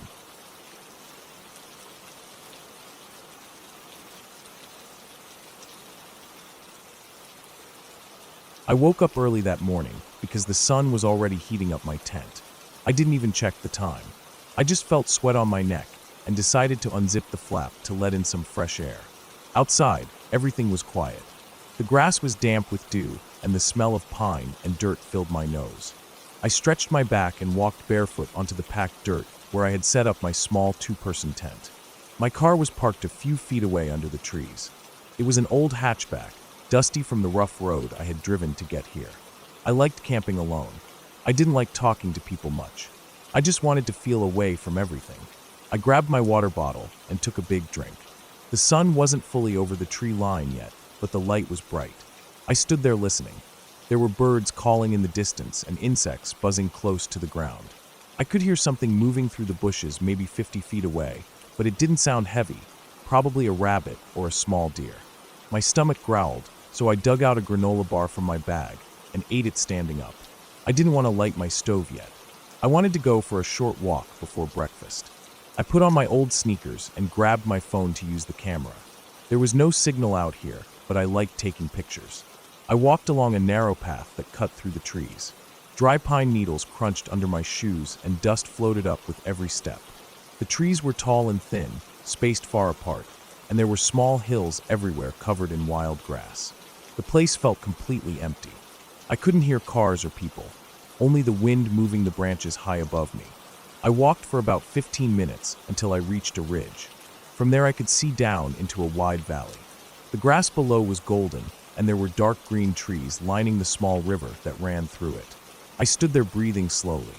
The wind was strong at the ridge, and it whipped my shirt against my chest. I took some pictures of the valley, and then turned around to head back to camp. Halfway back, I stopped when I saw something lying in the dirt. It was a pile of clothes. I stepped closer to look. There was a dirty old hoodie, a pair of jeans, and a torn black t-shirt. They looked damp, as if they had been left out in the night dew. The weird thing was that they were arranged in a neat pile. The jeans were folded once, the hoodie was placed on top, and the t-shirt was folded next to it. I just stood there staring at them. There were no backpacks, no shoes, no sign of a person. I felt uneasy looking at them. I walked around the pile to see if anyone was nearby, but I saw nothing but trees, dust, and pine needles. I kept walking back to my tent. My chest felt tight, like I was being watched. I tried to tell myself maybe someone changed clothes for a swim in the river and left them there, but they looked old and dirty, not like fresh clothes swapped out for swimming. When I reached my camp, I zipped into my tent and sat on my sleeping bag for a while. I didn't hear anything outside, just the wind and the distant chirping of birds. I boiled water and made some instant noodles. I ate them slowly, staring at the ground, thinking about the pile of clothes. Something about it felt wrong. I packed up my trash and put it in my car. I didn't want to leave food out to attract animals. I sat for a long time listening. Then I heard something again, a rustle in the bushes behind my tent. I stood up slowly and turned. There was a shape moving behind the trees about 30 feet away. I couldn't see it clearly, but it looked like a person hunched over, moving slowly between the tree trunks. My mouth went dry. I didn't know what to do. I just stood there frozen. The shape moved behind another tree and disappeared. I waited for a long time, but it didn't come out again. I quickly grabbed my phone and my car keys. I got into my car, locked the doors, and sat there breathing hard. I told myself I was just being paranoid. Maybe it was a deer or a hiker bending down to pick something up. But it didn't look like that. It looked like a person hiding. I turned on the car and sat there with the engine running for a while. I wanted to leave, but I had planned to camp for 2 nights. I kept thinking about how far I had driven to get here and how peaceful it was. Maybe I was overreacting. After a while, I turned off the engine. I got out and checked around my tent, looking for footprints, but the ground was too hard and covered with pine needles. I couldn't see anything clear. I walked around the trees nearby, trying to convince myself I was brave, but deep down I felt sick with worry. I went back to my tent and sat inside with the flap zipped open so I could watch outside. Hours passed like that. I didn't go for another walk. I didn't cook anything. I just sat watching, listening to every small sound. The sun started going down and the air became cooler. I put on my jacket and moved to the car again, sitting inside with the windows cracked. The shadows grew long and the trees turned dark. I couldn't see anything moving anymore, but I felt something watching me. Every small rustle made my heart jump. Finally, it was almost fully dark. I turned on my flashlight and walked quickly to the bushes to pee, scanning the trees with my light the entire time. I zipped myself into my tent and lay down on top of my sleeping bag. I didn't even take off my shoes. I kept the flashlight in my hand and lay there staring at the ceiling of the tent. I couldn't hear anything except the occasional insect chirping outside. I must have fallen asleep for a while because when I opened my eyes, it was completely dark. My neck hurt from lying in the same position for too long. The flashlight had rolled out of my hand, but I grabbed it and turned it on. I listened carefully. I heard something outside my tent. A soft scraping sound like someone dragging their feet slowly through the dirt and pine needles. My chest felt tight, and I couldn't breathe properly. I turned off the flashlight so no light showed through the tent fabric. I lay there in the dark listening. The scraping sound moved closer, then stopped. I could hear my heart pounding in my ears. I waited and waited. Then I heard it again, moving slowly past the side of my tent. It sounded like a person shuffling barefoot. I didn't know what to do. I stayed as still as I could, barely breathing. The sound moved around to the back of the tent and stopped again. I lay there for what felt like forever. My entire body was stiff with fear. Then I heard it again, moving away towards the trees. I didn't sleep for the rest of the night. When the sky started to turn light in the early morning, I packed my sleeping bag and everything else as fast as I could. I didn't even make breakfast. I shoved everything into the trunk of my car without folding it properly. The air was cold and my hands were shaking. I kept looking around at the trees, feeling like any moment I would see someone standing there watching me. When I was done, I got into my car and locked the doors. I sat there for a few seconds breathing hard before starting the engine. As I pulled away, I saw something in my rearview mirror. Near the spot where I had seen the pile of clothes yesterday, there was a person standing there watching my car leave. I didn't stop to look closely. I just kept driving down the dirt road until I reached the main highway. I drove straight back home without stopping. My legs were shaking the entire time. When I got home, I didn't unpack the car. I just went inside, locked the door, and sat on the floor of my room for a long time. I kept thinking about the pile of clothes, about the shape I saw in the bushes, about the scraping sounds around my tent. I thought about how whoever was out there never tried to speak, never made a sound like a normal person would. They just watched me and moved around me silently. That night, I couldn't sleep properly in my own bed. Every sound outside my window made my body tense up. I kept thinking, what if they had followed me? What if they were outside my house now, watching me from the shadows? I kept my phone next to me and checked all the doors and windows twice before I finally fell asleep near sunrise. The next day, I decided I would never camp alone again. It wasn't worth it.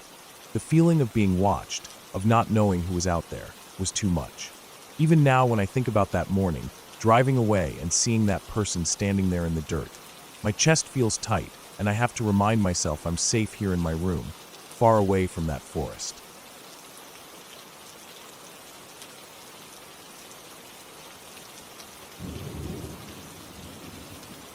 I woke up before the sun that morning. The light outside was just starting to turn gray, but the air inside my room felt warm and stuffy. I rolled out of bed and stretched my back, feeling my spine crack a little. My room smelled like old blankets and the sweat from last night's sleep. I stood by my window for a while, looking at the row of trees behind our house. The branches were still. There wasn't even a breeze. I felt the way the silence pressed into my ears, making everything feel heavier somehow. I decided I'd go for a run to shake off the sleep. I pulled on my shorts and an old gray shirt that clung to my chest. My running shoes were at the door. They still had dry mud on them from the last time I went out, but I didn't care.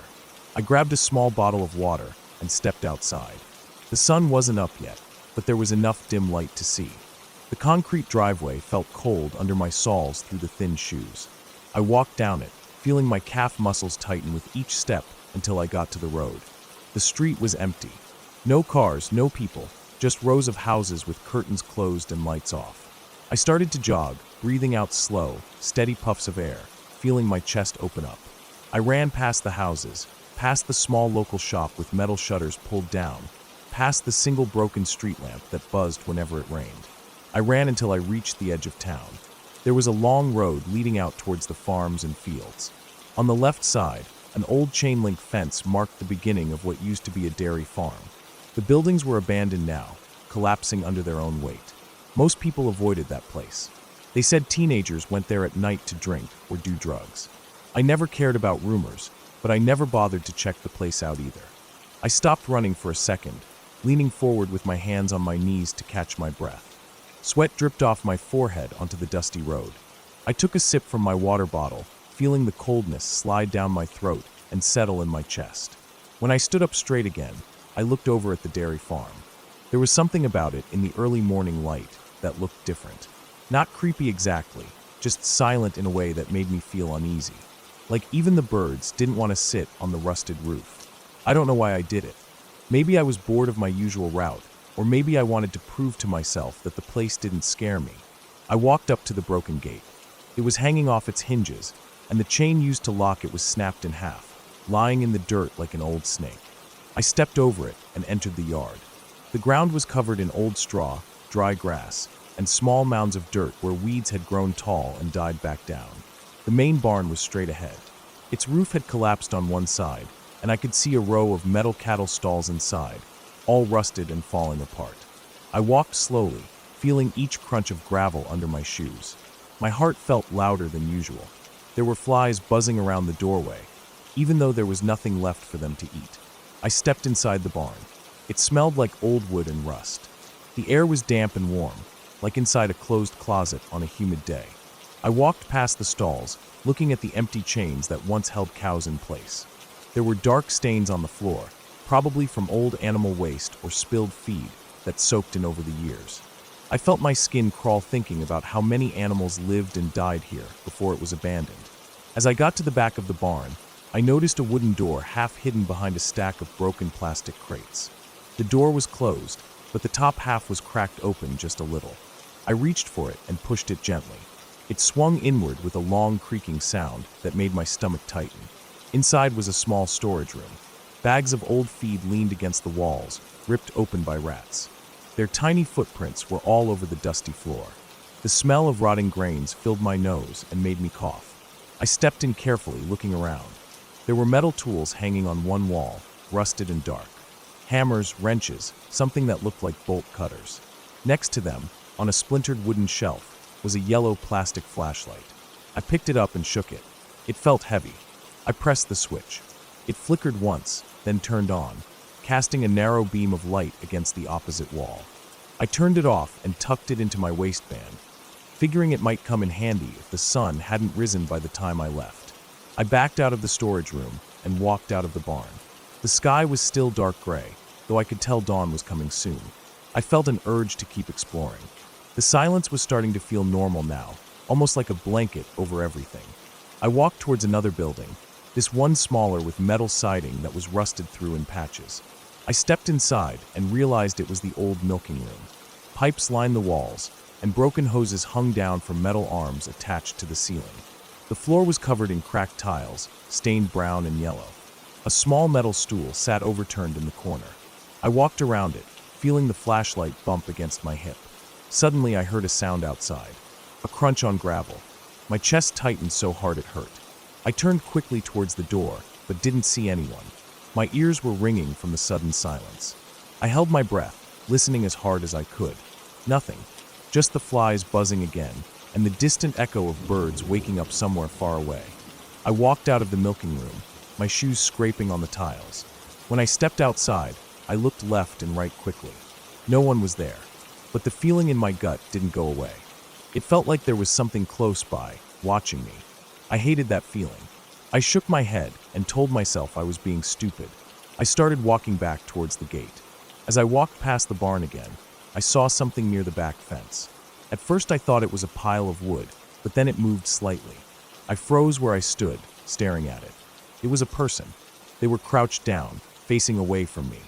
Their clothes looked dark, almost the same color as the dirt, and their hair was short. They weren't moving much, just shifting a little side to side like they were trying to balance. My heart started to pound hard. My first thought was to call out, but then something stopped me. I realized this person didn't come here to explore like me. They didn't look like a teenager or a runner or anyone who belonged here. They looked like they were hiding. I took a step back quietly, my shoes crunching softly on the gravel. The person didn't turn around. They just kept shifting slightly. I turned and walked towards the gate, trying not to run, trying to keep my breathing steady. My hands were shaking so hard I thought I might drop the water bottle, so I tucked it under my arm. When I reached the gate, I stepped over the broken chain and back onto the road. I didn't turn around until I was at least 50 feet away. When I did, the person was gone. The whole yard looked empty again. I started jogging back towards town, glancing over my shoulder every few seconds.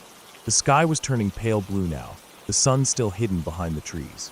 I kept running until I reached the first row of houses. My lungs burned, but I didn't stop until I was standing at my driveway. I bent over, breathing hard, sweat dripping off my nose onto the concrete. I felt sick to my stomach, like I might throw up. I stood there for a while, staring down the road. The image of that person crouched by the fence wouldn't leave my mind. I kept thinking about how still they were, and how they didn't react when I made noise. It felt wrong, like they weren't just sitting there but waiting for something, waiting for someone. Later that day, I couldn't stop thinking about it. I tried to distract myself with breakfast, scrolling on my phone, washing my clothes, but it didn't work. Around noon, I grabbed my bike and rode back to the dairy farm. The sun was high now, and the place didn't look as scary in daylight. I stood by the gate and looked inside. There were fresh footprints in the dirt near where I saw the person crouching. They led towards the back fence, and then into a patch of weeds. I left my bike by the gate and stepped inside again. My chest felt tight, but I forced myself to keep walking. I followed the footprints through the weeds until they stopped at a wooden board that had been propped up against the fence. It was covering a hole. I moved it aside with my foot and saw that someone had dug under the fence, making a small tunnel just big enough for a person to crawl through. I crouched down and looked through it. On the other side was a narrow path leading into a thick patch of trees. I couldn't see where it went, but I could smell something rotting from that direction. The stink was so strong it made my eyes water. I stood up quickly, wiping my face with my shirt. My whole body felt cold, even though the sun was beating down on my neck. I didn't want to know what was on the other side of that fence.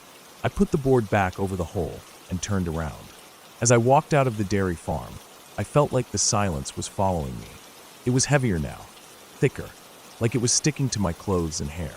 I got on my bike and rode home as fast as I could, feeling the wind sting my face. That night I couldn't sleep. I lay in bed with my eyes open, staring at the dark ceiling. Every time a car drove by outside, the headlights flashed through my window, and I saw that crouching figure in my mind. I didn't know who they were. I didn't know why they were there. But the way they moved, shifting slightly from side to side, felt like something I wasn't supposed to see. I never went back to the dairy farm after that. I changed my running route. I stopped waking up before dawn. Even now, months later, I still see them in my head sometimes. When I'm walking alone at night, or when the house is too quiet. I think about how they didn't move when I saw them, how they were hiding, or waiting, and I wonder what would have happened if they turned around and saw me too.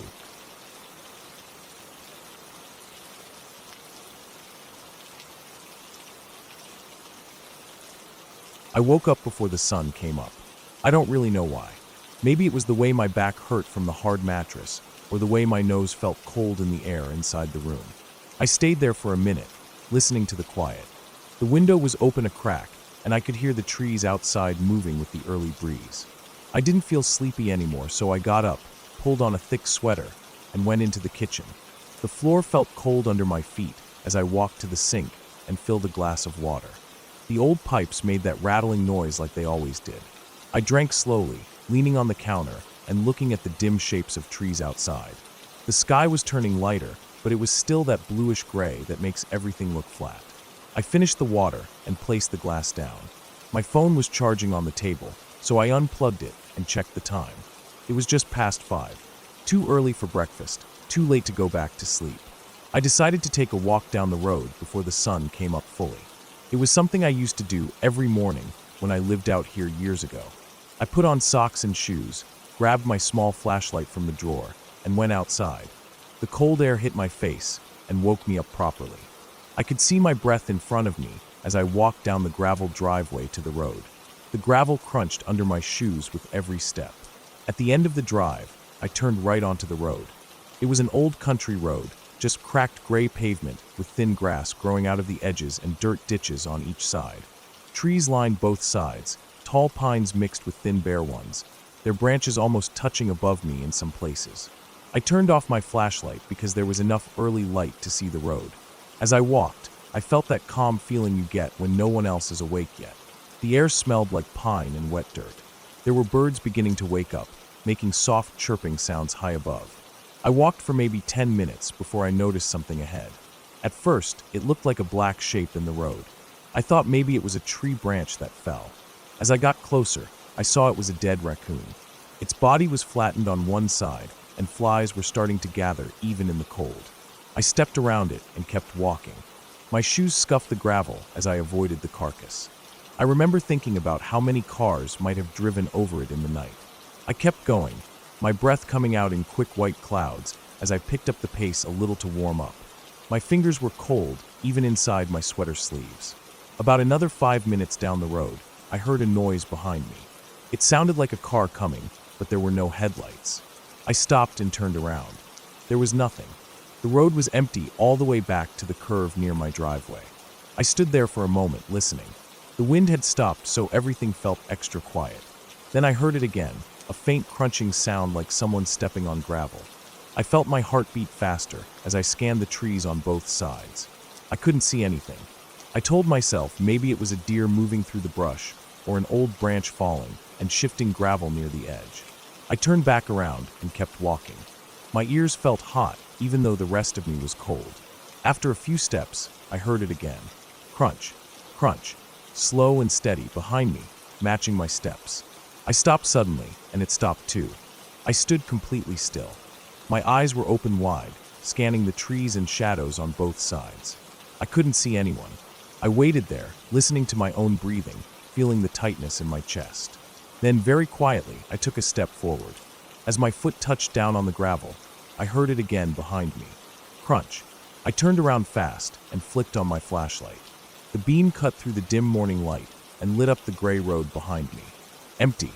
The thin grass on the edges moved slightly in a breeze that I couldn't feel. I pointed the light into the trees, but all I saw were rough pine trunks and dark spaces between them. The branches above rustled softly, nothing more. I felt a deep sense of fear in my stomach. I wasn't imagining the sounds. They were too clear, too close. I turned back around and started walking again, faster this time. The cold air made my eyes water, but I didn't wipe them.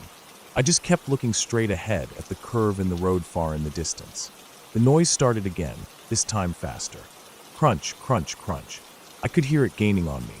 I broke into a jog, my flashlight bouncing in my hand. The sound got louder, like heavy boots on loose gravel. My breathing became sharp and quick as I pushed myself to run faster. I wasn't a runner, and the cold air burned my lungs, but I didn't stop. I could see a driveway ahead that led to an old gate. I didn't know who owned the property now, but I turned into it anyway, feeling my feet slip slightly on the gravel as I ran. I stopped a few feet in, turned around, and aimed my flashlight back at the road.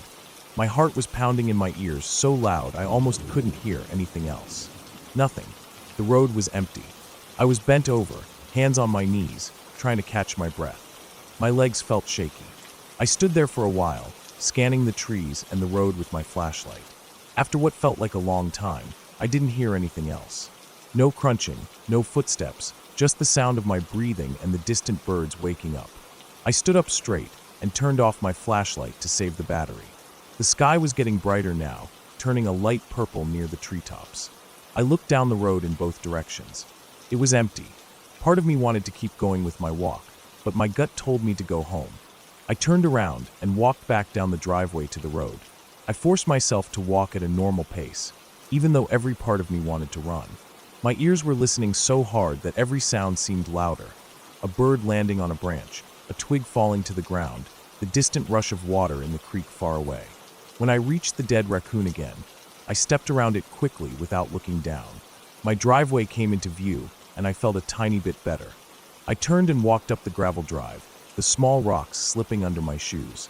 When I reached the front porch, I stopped and turned around one last time to look down the driveway to the road. The trees were lit up by the weak morning sun now, casting long shadows across the gravel. Nothing moved. I went inside and locked the door behind me. My hands were shaking as I took off my shoes. I went to the kitchen sink and poured myself another glass of water, my fingers leaving wet prints on the glass. I drank it slowly, my throat dry from breathing so hard. I stood there by the window, looking out at the trees that now looked calm and quiet in the early sun. I never saw anyone that morning.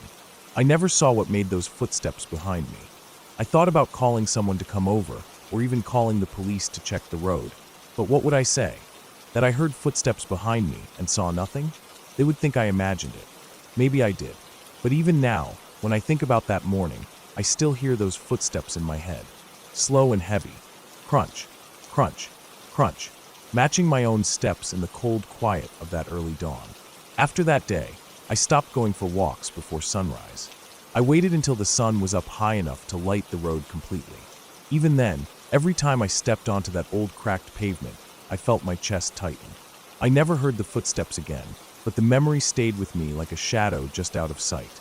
It changed the way I felt about the quiet of early morning walks. I realized that sometimes it's not peace you feel in the silence. Sometimes it's a warning. I still live in that house. Years have gone by, seasons have changed, but every time I look down that long tree-lined road, I remember that morning.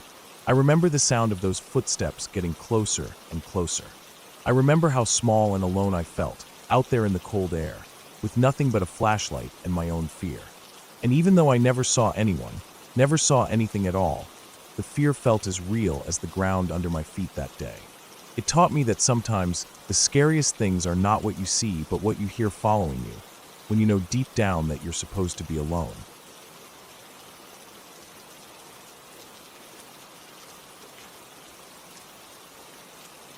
I never thought I would be the kind of person who'd get so scared that I would just freeze, but that's exactly what happened that night. I've always liked living here, in this big old house. It's a 2-story place with chipped white paint on the outside, vines climbing up near the kitchen window, and uneven brick steps leading up to the front door. The house has this old smell to it, like dust and damp would mix together, but it feels lived in and safe. 5 Navy guys live here with me. They're all older than me by a few years, but they treat me like a little sister. They keep the place loud and busy, always joking around or yelling at the TV during football games. My room isn't actually in the house, though. It's out back in the detached garage. The garage is a little rough. It's got cement floors that get cold in winter, a ceiling that's stained in one corner from when the roof leaked a couple of years back, and exposed insulation in parts. But it's mine. My dad helped me build a raised wooden platform for my bed, so I didn't have to sleep directly on the concrete. I have an old brown shag rug that I found at a thrift store, and my bed is pushed into the far corner, away from the drafty roll-up door. I covered the windows with blackout blinds because the motion light outside would flicker on every time a cat or raccoon passed by, and it was too bright to sleep with. I always felt pretty safe back there. The house was only about 15 feet away, and with 6 cars parked in the driveway, it felt like no one would ever dare try anything. Besides, it was a quiet neighborhood. Most people were retired, and the worst thing that ever happened was someone's dog getting out and pooping on someone else's lawn. So, I used to forget to lock the door to my room all the time. I'd just go to bed, curled up under my big feather blanket with my lab snoring next to me. But about a week before this happened, I had started locking it every night. I don't even remember why I started doing it, probably because I read something online about break-ins, and it got stuck in my head. That night, I had gone to bed pretty late. It was a Friday, and I could hear the guys in the house laughing and clinking beer bottles together around 10 or 11. They often went out on Fridays, either downtown or to a friend's place. I didn't keep track anymore. I just watched Netflix on my laptop and drifted off with my dog pressed against my feet for warmth. I don't know what time I fell asleep. I remember my phone buzzing on the pillow next to me around midnight, but I ignored it and rolled over. At some point, I started hearing this loud rattling noise in my dream. In the dream, it was coming from my closet, like someone was shaking a metal hanger back and forth. It was so loud that it felt like my head was buzzing with it. I felt myself drifting up from the dream, like floating up through water, but I was groggy. My eyelids were heavy, and I didn't want to open them. But the noise kept going, and I started to realize it wasn't in my dream at all. I forced my eyes open. My room was dark except for the tiny bit of orange glow coming from the alarm clock on my plastic bedside table. The noise was still happening, rattling and pounding at the same time. I blinked hard, trying to focus, and then I saw it. The doorknob was shaking like crazy. My door is only about 3 feet from the end of my bed, close enough that if I stretched my legs, I could probably touch it with my feet. The handle was jiggling so violently that the metal was clinking against the wood. It almost sounded like someone was pounding on it too, but I couldn't tell. My heart started hammering against my ribs, so hard it hurt. At first, I just lay there staring at it, my mind trying to find any explanation that would make sense. Maybe the guys were messing with me. Maybe the wind somehow got in through the cracks and was shaking the door. But then I saw my lab. He was up, had lifted off his paws, ears pricked forward, staring at the door without making a sound. My dog never wakes up at night. He usually sleeps so deep I have to shake him awake in the mornings. Seeing him like that, silent and tense, made everything so much worse. That's when it hit me that I was really awake. This wasn't a dream. My mouth went dry. I tried to swallow, but it felt like my throat had closed up. I couldn't move. I just lay there under my blanket, staring at the door knob rattling and shaking. The noise seemed to echo in the small room. I thought about screaming, but my chest felt locked up, like I couldn't take a deep enough breath to make a sound. The motion light outside was on. I could see it glowing through the tiny gap where my blinds didn't cover the window fully. That meant whoever it was definitely still there, moving around right outside my door. I started imagining the worst things possible. That someone had already killed all my roommates inside, and now they were coming for me. That they'd break down the door, and I'd be trapped here with nothing to defend myself. I grabbed my flashlight. It's a heavy metal one, the kind you keep for emergencies. I clenched it so tightly that later my hand hurt from how hard I was squeezing. I pulled the blanket up over my head and curled up into a ball, pressing the flashlight against my chest like a shield. I stayed like that for what felt like forever. My ears were ringing from the fear. I kept thinking about my parents, about how stupid it was that I used to leave the door unlocked, about how I always thought I'd be brave if something like this happened. But I wasn't brave. I just lay there, waiting to die. After a minute or two, the noise stopped. The silence felt deafening. My heartbeat was so loud in my ears that I thought whoever was outside could hear it. My whole body felt cold, like all the blood had drained out of me. Slowly, I lowered the blanket from my head. The doorknob was still now, not moving at all. I waited, holding my breath, listening for any sounds outside. I couldn't hear anything except my own breathing and my dog's quiet whine. I crawled out of bed as quietly as I could. My legs were shaking so badly that I had to grab the edge of the mattress to keep from falling over. I have this weird closet in my room. It's built into the garage wall and has a window up high near the ceiling with a wooden bench built under it. I crawled into the closet on my hands and knees, climbed up on the bench, and poked my head up to look out the window. I couldn't see anything except the glare from the motion light on the ground outside. My hands were sweating so much that the window felt slippery under my fingers as I held onto the ledge. A few seconds later, the motion light flicked off. Darkness fell back over the backyard. My chest felt tight. I climbed down from the bench, crawled out of the closet, and ran back to my bed. I sat there with my dog pressed against my side, thinking about what to do. I told myself it was probably nothing. Maybe one of the guys had gotten home and was drunk and confused about where their room was. I looked at my watch. It was 2:30. That was about the time they usually got home from the bar's closing. That had to be it. It made sense. I didn't want to sound dramatic or stupid, so I grabbed my phone and texted them all. I typed out, my hands shaking so much I kept making typos. "Hey guys, are you up? Do you have people over?" Someone was just outside my door trying to get in. I assumed someone must be drunk or something. Kinda creepy. I sat there staring at the phone screen, waiting for the little dots to pop up showing someone was typing back. Less than 2 minutes later, I heard the back door of the main house swing open. It slammed against the siding, and then I heard loud footsteps, thuds, and the sound of someone whistling sharply. My dog's ears perked up, and he started whining again, his tail thumping against the bed. I could hear at least 2 or 3 people running around out there, their shoes crunching on the gravel, then the soft swish of the grass. I heard banging sounds, like they were hitting the fences or the metal trash cans with something. My chest loosened just a little when I realized it was my roommates. They must have read my text and come out to check. I heard one of them yell something, but I couldn't make out the words. Another one was whistling again and calling the dog's name, trying to get him to come out. I threw off my blanket, grabbed my dog's collar, and opened the door. The air outside was so cold that it burned my nose. I ran across the gravel and up the porch steps into the house. One of the guys was standing in the kitchen with a baseball bat in his hands, his eyes wide. Another one was by the sliding glass door, looking out into the backyard with a flashlight beam sweeping across the grass. I stood there in the kitchen, shaking so badly I almost dropped the flashlight. My dog was pressed against my leg, his head down, tail tucked under him. They didn't find anyone that night. They spent the next couple of hours walking around the yard with flashlights, checking every corner, looking under the cars, making sure all the doors and windows were locked. I sat in the living room with my dog, curled up on the old brown couch, wrapped in one of the guy's hoodies because I was freezing. My mind kept replaying the noise of the doorknob rattling, the image of it shaking so hard it looked like it would break off. I couldn't stop thinking about what would have happened if I hadn't locked it that night. That door has a flimsy handle lock, but I had put the deadbolt on, and that probably saved me from something I don't even want to imagine.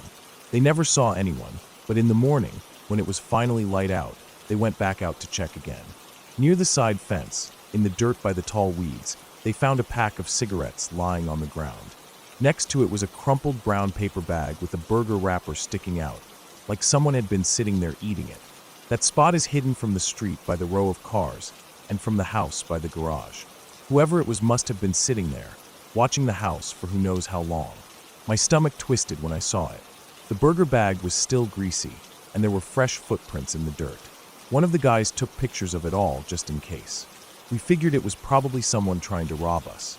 They must have seen 6 cars in the driveway and decided to go for the garage instead of the house, thinking no one was in there.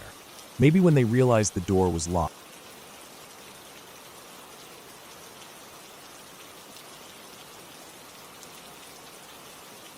About 5 years ago, my mom started dating a guy she met online. Back then, I didn't think too much about it.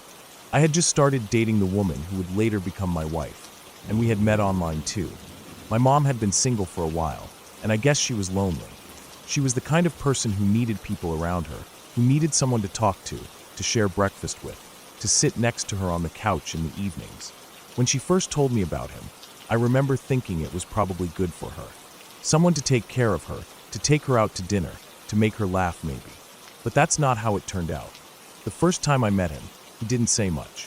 He was tall and thin, with shoulders that seemed to slouch inward. He had long fingers with neatly trimmed nails. He wore clean clothes, ironed button-up shirts and jeans with no frays or loose threads. His hair was always combed neatly to the side, but he kept his eyes closed a lot, like he was tired of seeing the world, or maybe like he wanted to keep everyone else out. I couldn't tell if he was asleep sitting up, or if he was listening to us with his eyes closed. Sometimes he would smile with his lips tight together, but it never reached his eyes, and it never lasted long. When he did open his eyes, he'd blink slowly as if it hurt to look around. My wife and I felt uncomfortable around him. He wasn't rude, he wasn't aggressive, he just gave off an uneasy feeling, like there was something ticking quietly behind his calm face. There were small moments that built up over time. One evening, when my wife and I were visiting my mom for dinner, he offered my wife a chocolate from a box he brought. She smiled politely and declined, and then he just popped one in his own mouth and closed his eyes. He didn't chew it. He just let it melt, and he let out this low moan, like he was in pain or something was being released from deep inside him. It was only a moment, but it made my wife grip my hand under the table. He never noticed. He just sat there with his eyes closed, his face completely still, except for his lips gently parting as the chocolate melted away. Another time, my wife and I were waiting for my mom at her house. She had been called into work unexpectedly, and since we were already halfway there when she called, we told her we'd wait at her place until she got back. He was there too, sitting on the couch when we arrived. He didn't say anything when we walked in, just gave a small nod with his eyes half open.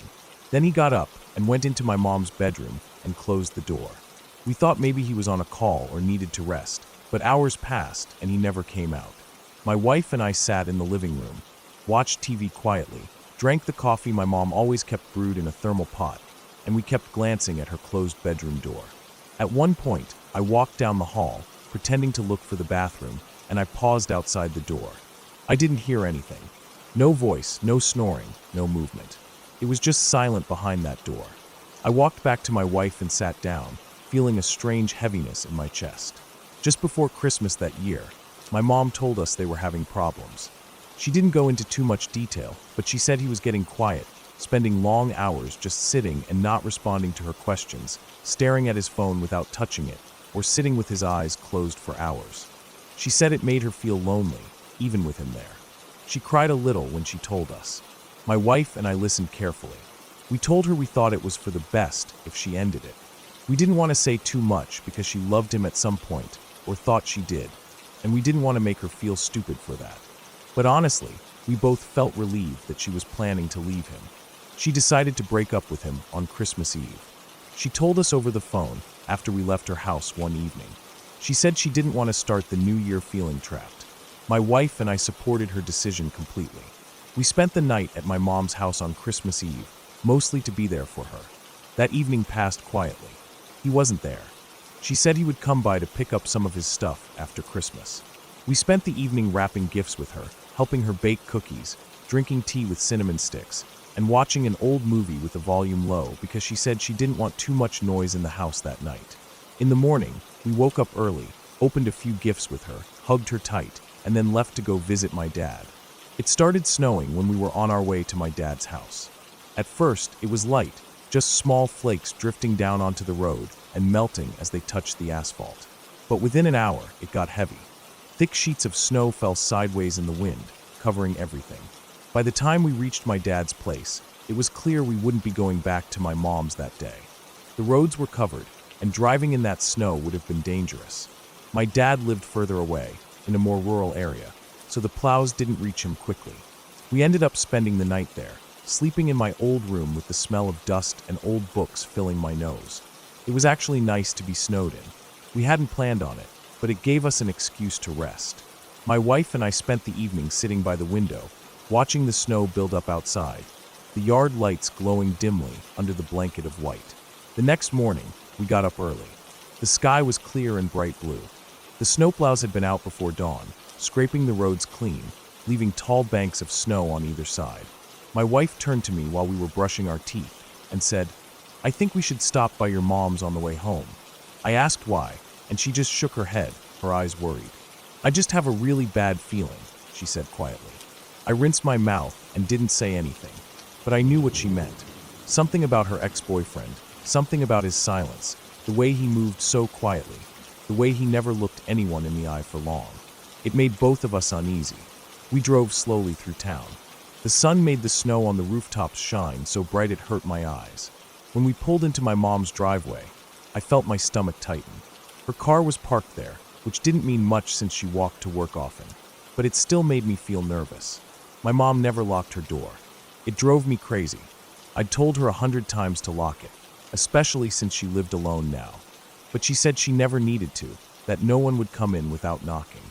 We got out of the car and crunched through the snow to her front door. I pushed it open slowly. The house was quiet, too quiet. Even the small ticking clock on the kitchen wall felt loud in that silence. My wife stepped in behind me, and I could hear her breathing quicken. I called out for my mom softly, but no one answered. The living room was tidy, the curtains open to let in the pale winter sun. The couch blanket was folded neatly. Her slippers were placed by the coffee table. Everything looked normal. But then I turned to look at the kitchen. That's when I saw it. Dark red liquid was oozing out of the refrigerator's water dispenser. It had filled up the spill container and was leaking down onto the floor, making a sticky, dark puddle on the linoleum tiles. For a moment, my mind went blank. Then it filled with the worst possible thoughts. I saw her face, her hair matted with blood, her head stuffed into the freezer like in those crime documentaries. My chest started to tighten, and I felt like I couldn't get enough air in my lungs. My wife let out a small, sharp scream behind me. I felt her hand clutch my arm, her nails digging into my sleeve. My legs felt weak as I walked slowly to the fridge. I could feel my heart beating so hard it hurt. I reached out and pulled the freezer door open with shaking fingers, half expecting to see her there, her eyes open and frozen, staring back at me. But there was nothing like that. Just food stacked neatly. Frozen vegetables, a tub of ice cream, bags of frozen fruit. I let out a breath I didn't realize I was holding. I reached in and saw a bag of cherries that had been opened, probably when she was making those cookies on Christmas Eve.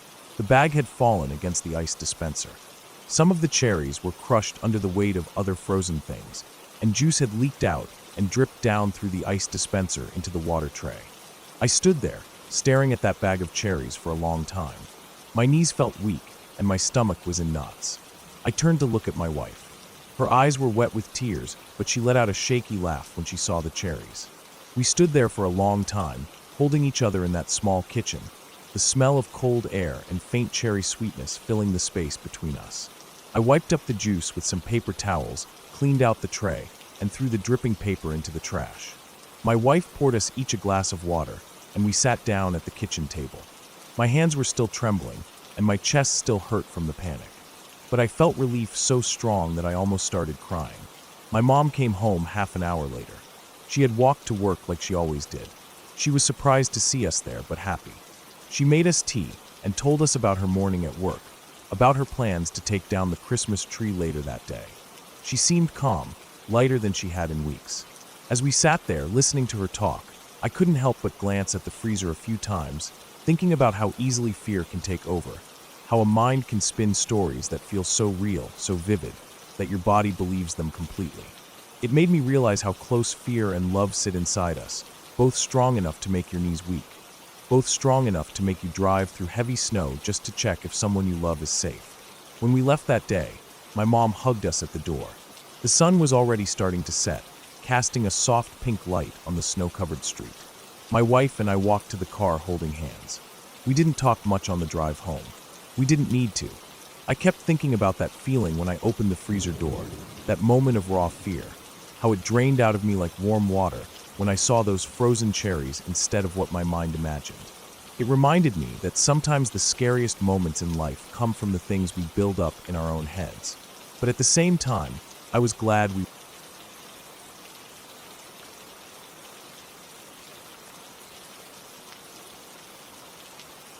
I was about 4 or 5 years old back then. It was the middle of the summer, and the air was hot and heavy even at night. My parents had just separated, and everything felt strange. I remember feeling like the world was bigger than I thought because suddenly I was being moved back and forth between two different places, my dad's house and my mom's apartment. My mom's apartment was on the first floor. It was a two-bedroom place with cream-colored carpets and walls that felt a bit too bare, like she hadn't fully settled in yet. She tried to make my room feel like home. She had put up little glow-in-the-dark stars on the ceiling above my bed. I still remember how some of them had fallen off because the adhesive was weak, and I'd find them stuck to my hair or on my pillow when I woke up. I liked my room, but I preferred sleeping in her bed. Her bed felt safer. It smelled like her shampoo and her lotion. At that age, you want to be close to your mom, especially when everything feels like it's changing around you. Our bedrooms were at the end of the hallway, directly across from each other. My door was always open because I didn't like it closed at night, and hers was usually open too. In the summer, she kept her window open to let the night breeze in, though it was mostly warm air with only a hint of coolness when the wind picked up. Her window was right above the headboard. It looked out onto a small grassy area with some bushes that separated the apartment building from the parking lot. That night felt like any other summer night to me. I had gone to sleep beside her, curled up under the thin cotton sheet because it was too hot for a blanket. I remember hearing the whirring sound of a distant fan somewhere in the apartment, the quiet hum that became a part of the silence. I must have woken up around midnight or later. I didn't know how to tell time back then, but I knew it was very late because it was completely dark outside. I sat up in bed and rubbed my eyes. For a moment I just sat there, staring out into the hallway. My eyes were adjusted to the dark, so I could see shapes clearly. The moonlight coming through the open window lit up the room with a dim bluish light, enough to make out the doorway and the hall beyond it. That was when I saw our cat sitting in the doorway. His name was Muffin. He was a gray tabby with white paws and a white spot under his chin. Muffin was always in bed with us at night. He liked to curl up behind my knees or by my feet. It was strange to see him sitting up like that, staring into my bedroom across the hall. His tail was wrapped around his body, and he was sitting very still. I watched him for a moment, wondering why he wasn't in bed with us. He suddenly got up and walked into my bedroom. I watched him go in, his body disappearing into the darker part of the hallway that led into my room. Then I heard his meow. It was a short, low sound, almost like he was calling out to something, not the usual hungry meow or the greeting meow. I didn't like how it sounded. I turned to my mom, feeling uneasy. She was sleeping on her side, facing away from me. I put my hand on her shoulder and shook her. In the few seconds it took for her to wake up and turn towards me, I felt this rising feeling in my chest, like something was wrong, but I didn't know what. When she finally opened her eyes and turned over to look at me, I turned back towards the door. My eyes moved from the spot where Muffin had been sitting to the doorway of my bedroom. That was when I saw him. There was a man standing there. He was tall, taller than my mom, and his shoulders were wide. He was facing us, but his body was half turned, as if he had just come out of my room and was moving towards the hallway. I couldn't see his face clearly, but I could see the shape of his head and his arms hanging by his sides. He was wearing a dark shirt and light pants. Everything in my body felt frozen in that moment. I felt like my chest stopped working, like my lungs didn't know how to pull in air. I couldn't look away. The man moved, taking a step out into the hallway. I felt like my bones were filled with ice. I remember the sound of my mom's breathing suddenly changing behind me as she saw him too. My body felt small and useless, like my arms and legs were just hanging off of me, and I couldn't control them. Everything was happening so fast, but it also felt like slow motion. Suddenly I felt her grab me. Her hands were strong and fast. She picked me up under my arms, and I felt the whoosh of air as she turned towards the window. I saw the curtains flutter against the night breeze. Before I could even process what was happening, she pushed the screen out of the window frame. I remember hearing the popping sound as the corners came loose. Then I felt her lifting me higher, and in one quick movement, she pushed me out through the window. I landed on the grass outside. The ground was cool and damp against my bare feet. I felt a little shock go through my ankles from the drop, but it wasn't far enough to hurt me. I stumbled forward and turned around just in time to see my mom climbing out behind me. Her legs swung over the windowsill, and she dropped down onto the grass beside me. Her hair was messy, falling in front of her face, and her eyes were wide. I could see her chest rising and falling fast as she caught her breath. She grabbed my hand and pulled me away from the window. We ran around the side of the apartment building, her hand gripping mine so hard it hurt. I felt the blades of grass hitting my shins as we ran. The gravel from the path dug into my feet, but I didn't care. We stopped in front of the neighbor's apartment, and she started banging on their window with her fist. I stood there shivering, not from the cold, but from the fear that was crawling all over my skin like ants. The neighbor came out after what felt like forever. Lights started turning on in different windows. My mom was yelling, not words I could understand, just sounds that told me she was terrified. Soon other people came out. Someone called the police. I sat down on the concrete pathway, hugging my knees to my chest, staring at the open window we had come out of. It looked so normal from the outside. Just a window with the screen popped out, a small breeze moving the curtains inside. When the police came, they walked around our apartment with flashlights. Their radios crackled as they spoke to each other. I remember one of them kneeling down in front of me, asking me if I was okay, but I couldn't answer. My throat felt closed up. I kept looking at the window, half expecting to see the man standing there, looking down at me with his empty face. They didn't find anything. There was no sign of forced entry. The door was unlocked, but the deadbolt and chain lock were unlatched. My mom kept saying she had locked them. She always locked them, especially at night. She never forgot. The police said maybe she had forgotten this time, but I remember her routine. I would watch her every night, turning the deadbolt and sliding the chain across. It made me feel safe when I saw her do it. That night it didn't make a difference. For the next few days we stayed at my grandma's house. I slept beside my mom every night. I didn't want to go back to the apartment. I didn't want to see that window or my bedroom across the hall. But eventually we went back. Life had to keep moving. My mom cleaned the whole apartment one day. She opened all the cupboards and wiped them out. She moved the couch and vacuumed under it. She scrubbed the bathroom floor on her hands and knees. I sat at the kitchen table with a coloring book, feeling the air move around me as she worked. At one point I looked up and saw her standing in front of the water heater closet. She was staring inside it, not moving. I watched her for a long time before she slowly knelt down and reached inside. She pulled out a small notebook. It had a black cover with scratches all over it like it had been shoved in and out of pockets many times. She opened it and flipped through the pages. I couldn't see what was in it from where I was sitting, but her face turned pale. She kept flipping the pages, and then she dropped it on the floor. It fell open to a page that faced me. There were names written in big, messy letters. Some of the names had little drawings next to them, like stick figures. There was also a pair of gloves in the closet, the kind of gloves that look thin and stretchy, like they were made for gripping things. Next to the gloves was a crumpled pack of gum with some wrappers stuffed inside. She called the police again. They came and took the notebook and the gloves. They asked her a lot of questions. I sat at the table the whole time, coloring the same flower over and over with my red crayon. My ears felt like they were full of water. I couldn't hear everything they said, but I caught bits and pieces. They said maybe the man had been hiding in our apartment, and we just didn't know. Maybe he had come in during the day and waited until we were asleep. Maybe he had left through the front door before the police arrived that night. All I knew was that every time I closed my eyes I saw his shape in my bedroom doorway, his dark shirt and light pants, his arms hanging down, his body frozen mid-step as he moved through our home like he belonged there. After that my mom kept the windows closed, even on the hottest nights.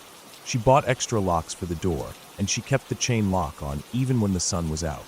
At night she would check all the closets and under the beds before we went to sleep. I always watched her do it. It became part of my bedtime routine, like brushing my teeth or putting on my pajamas. She never told me everything about what she found in the notebook, but I didn't want to know. I already knew enough to keep me awake at night. I remember one evening a week after it all happened. I was lying in bed beside her, staring up at the glow-in-the-dark stars on the ceiling. I listened to the sounds of cars driving by outside, the distant voices of people talking as they walked through the parking lot. I could feel the rise and fall of her chest as she slept beside me, her arm draped over my stomach to keep me close. I thought about Muffin, how he had sat in the doorway that night, how he had meowed before walking into my room. I wondered what he had seen in there that I hadn't seen. I wondered what would have happened if he hadn't gotten up, if I hadn't woken my mom, if we hadn't left through the window. That thought stayed with me as I drifted off to sleep. Even now, all these years,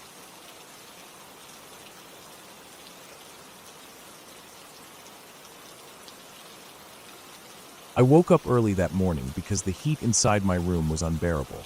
The power had gone out at some point in the night, so the fan above my bed was still, and my sheets clung to my skin with sweat. I rolled over, trying to find a cooler spot on the mattress, but the air was thick and heavy.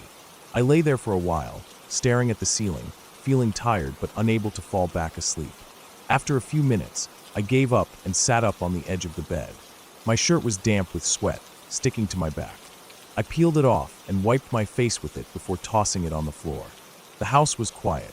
The neighbor's rooster was already crowing outside somewhere in the distance, and I could hear a few bikes passing by on the main road. I stretched my arms above my head and stood up slowly, feeling the stiffness in my lower back. I walked to the window and pulled aside the curtain. The sun wasn't fully up yet, but it was already lighting the rooftops of the houses around mine. There was no breeze at all. The mango tree outside my window stood perfectly still, its leaves drooping under the weight of the heat. I stood there for a moment, feeling the stale air, then walked to the bathroom to wash my face. The cold water woke me up a little, and I stood there leaning over the sink, watching the drops of water fall from my chin into the basin. I felt tired, but I knew I wouldn't be able to go back to sleep, so I decided to get dressed and go out for a walk. I pulled on a fresh t-shirt, jeans, and sandals and grabbed my phone from the charger, though it hadn't charged fully because the power had been out. I walked out of my room and through the living room, careful not to wake anyone up. My parents were still sleeping in their room, and my brother was snoring softly on the mattress on the floor in front of the air cooler. I unlocked the front door as quietly as I could and stepped outside. The air outside was slightly cooler than inside, but it still felt heavy. The sun was rising slowly, casting a pale orange light across the street. The road was empty except for a few stray dogs lying on the dirt by the side. I closed the gate behind me and started walking down the street, heading toward the fields at the edge of our neighborhood. As I walked, I felt my body slowly waking up. My shoulders loosened, and I started breathing deeper.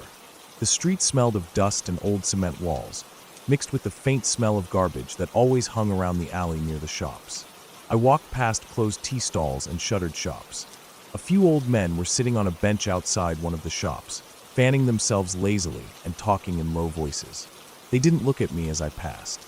I kept walking until I reached the dirt path that led away from the neighborhood toward the fields and small wooded area beyond. I often walked there in the evenings when the weather was cooler, but I rarely went there in the morning. As I stepped onto the path, I noticed that the ground was dry and cracked in places. A few thorny bushes lined the sides, and I could see dragonflies hovering above the weeds. I walked for about 15 minutes until I reached the place where the dirt path curved slightly to the right, leading toward the old orchard. The orchard wasn't maintained anymore. It used to belong to a landlord who passed away years ago, and since then, no one had really looked after it. Most of the trees still grew there, though the fruit was small and often rotting on the ground. Tall grass covered the spaces between the trunks, and in some places, thorny vines had crawled up the lower branches. I stepped into the orchard, feeling the temperature drop slightly under the shade of the trees. The ground here was uneven, littered with fallen branches, dried leaves, and small rocks. As I walked deeper in, I heard the crunch of twigs under my sandals and the sound of insects buzzing around me. There was a faint smell of rotting fruit mixed with dry earth and leaves. I walked aimlessly for a while, just listening to the quietness. Occasionally, I heard a bird calling out from somewhere high up in the trees. I looked up but couldn't see it. The leaves were dense, blocking most of the sky. I kept walking, brushing away the small branches that blocked my path, and soon I found myself near the back edge of the orchard, where an old stone wall stood. The wall was crumbling in many places, with moss growing along its cracks. On the other side was a narrow stretch of trees that led down to a small canal. I had been there once or twice with friends, but I usually didn't go that far alone. I stood there for a moment, leaning against the wall and looking around. The orchard felt still and silent, and the rising sun cast long shadows between the trees. I felt a slight breeze brush against my face, bringing with it the smell of water and mud from the canal beyond the trees. I decided to climb over the wall and walk down to the canal. I grabbed the top of the wall, feeling the rough stone under my fingers, and pulled myself up slowly. Bits of moss and stone crumbled under my grip, and when I swung my leg over to the other side, a small piece of rock broke off and fell to the ground with a dull thud. I lowered myself down carefully, landing on the other side with a small crunch of dried leaves under my feet. The ground here sloped gently downward toward the canal, and the trees were thicker. The air felt cooler as I walked down the path. and I could hear the faint sound of running water ahead. I pushed through some low branches, scratching my arms slightly, and soon I reached the edge of the canal. The water was low and muddy, moving slowly between the banks. On the far side, there was a small clearing with grass and some wild plants growing near the edge of the water. I looked around, taking in the silence. There were no houses here, no signs of people. Just trees, grass, and water. I felt peaceful for a moment. I sat down on a flat rock near the water, taking my phone out of my pocket. I had no signal here, but I opened the camera and took a few photos of the canal and trees, thinking I might post them later. After a while, I set the phone down beside me and just sat there, listening to the water and the insects buzzing around. I must have sat there for almost half an hour, lost in thought, when I suddenly heard a rustling sound behind me. It was faint at first, like dry leaves being crushed underfoot. I turned my head slightly, listening carefully. The sound stopped. I waited, staring at the trees behind me, but I couldn't see anything. The branches swayed slightly in the breeze, but nothing moved on the ground. I turned back to the water, thinking it was probably just a lizard or some small animal. But then I heard the sound again, louder this time. It wasn't the quick scuttling of a lizard. It was slow, steady, like footsteps on dry leaves. My chest tightened slightly as I sat there, trying not to move. I turned my head again, slowly this time, and looked into the trees behind me. For a moment, I saw nothing but tree trunks and low branches. Then I noticed something between two trees about 20 feet away.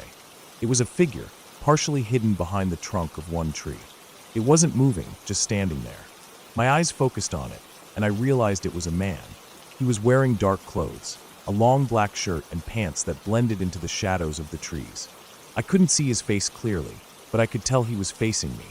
I felt a sudden coldness spread through my chest. My first thought was that maybe he was a farmer or someone from the nearby village. But there were no fields here, only trees and the canal. I didn't move. I just sat there, staring at him, waiting for him to do something. He didn't. He just stood there, half hidden behind the tree. I felt the urge to get up and leave immediately, but I didn't want to make any sudden movements. I reached slowly for my phone and picked it up, keeping my eyes on him. My hand was shaking slightly as I unlocked the screen. I saw the no signal text at the top. I put the phone in my pocket and stood up, brushing the dirt off my jeans. I tried to act normal, like I hadn't noticed him at all. I turned away from the canal and started walking back up the path toward the stone wall. As I walked, I felt my heart beating faster and faster. I didn't look back, but I could hear footsteps behind me now. Slow, careful steps on dry leaves. I quickened my pace, stepping over roots and rocks, pushing branches out of the way with my arms. The footsteps behind me quickened too, matching my pace. I could hear them clearly now, crushing leaves and twigs with each step. My chest felt tight, and my breath came out in short gasps. I reached the stone wall and grabbed the top, pulling myself up quickly. My foot slipped on the moss, and I scraped my knee against the rough stone, but I didn't care. I swung my leg over and dropped down on the other side, landing hard on my feet. I stumbled forward but caught myself before falling. I turned around and looked at the wall. For a moment, I didn't hear anything. Then I saw his hand appear on the top of the wall. It was a dark-skinned hand, rough with dirt under the fingernails. He gripped the stone tightly, and I saw his other hand appear next to it as he started to pull himself up. I turned and ran. I didn't think about anything except getting away. I ran through the orchard, pushing through low branches, feeling them whip against my arms and legs. I stumbled a few times on rocks and roots, but I didn't stop. I just kept running, my sandals slapping against the dirt as I sprinted between the trees. I reached the dirt path and kept running without looking back. My chest burned with each breath, and my legs felt like they would give out at any moment. I ran all the way back to the neighborhood, past the old men sitting outside the shop. They turned their heads as I ran past, but I didn't stop to see their expressions. I reached my house and fumbled with the lock on the gate, my hands shaking so badly I could barely fit the key in. I finally unlocked it, ran inside, and slammed the gate shut behind me. I stood there for a moment, bent over with my hands on my knees, trying to catch my breath. My heart was pounding so hard I could feel it in my throat. I walked to the front door and went inside, locking it behind me. The living room was still quiet. My parents were still asleep, and my brother...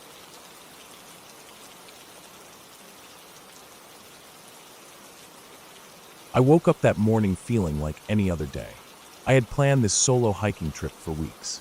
Work had been getting to me lately, sitting at my desk for hours every day, staring at the same screen, typing the same reports, drinking the same stale coffee from the break room.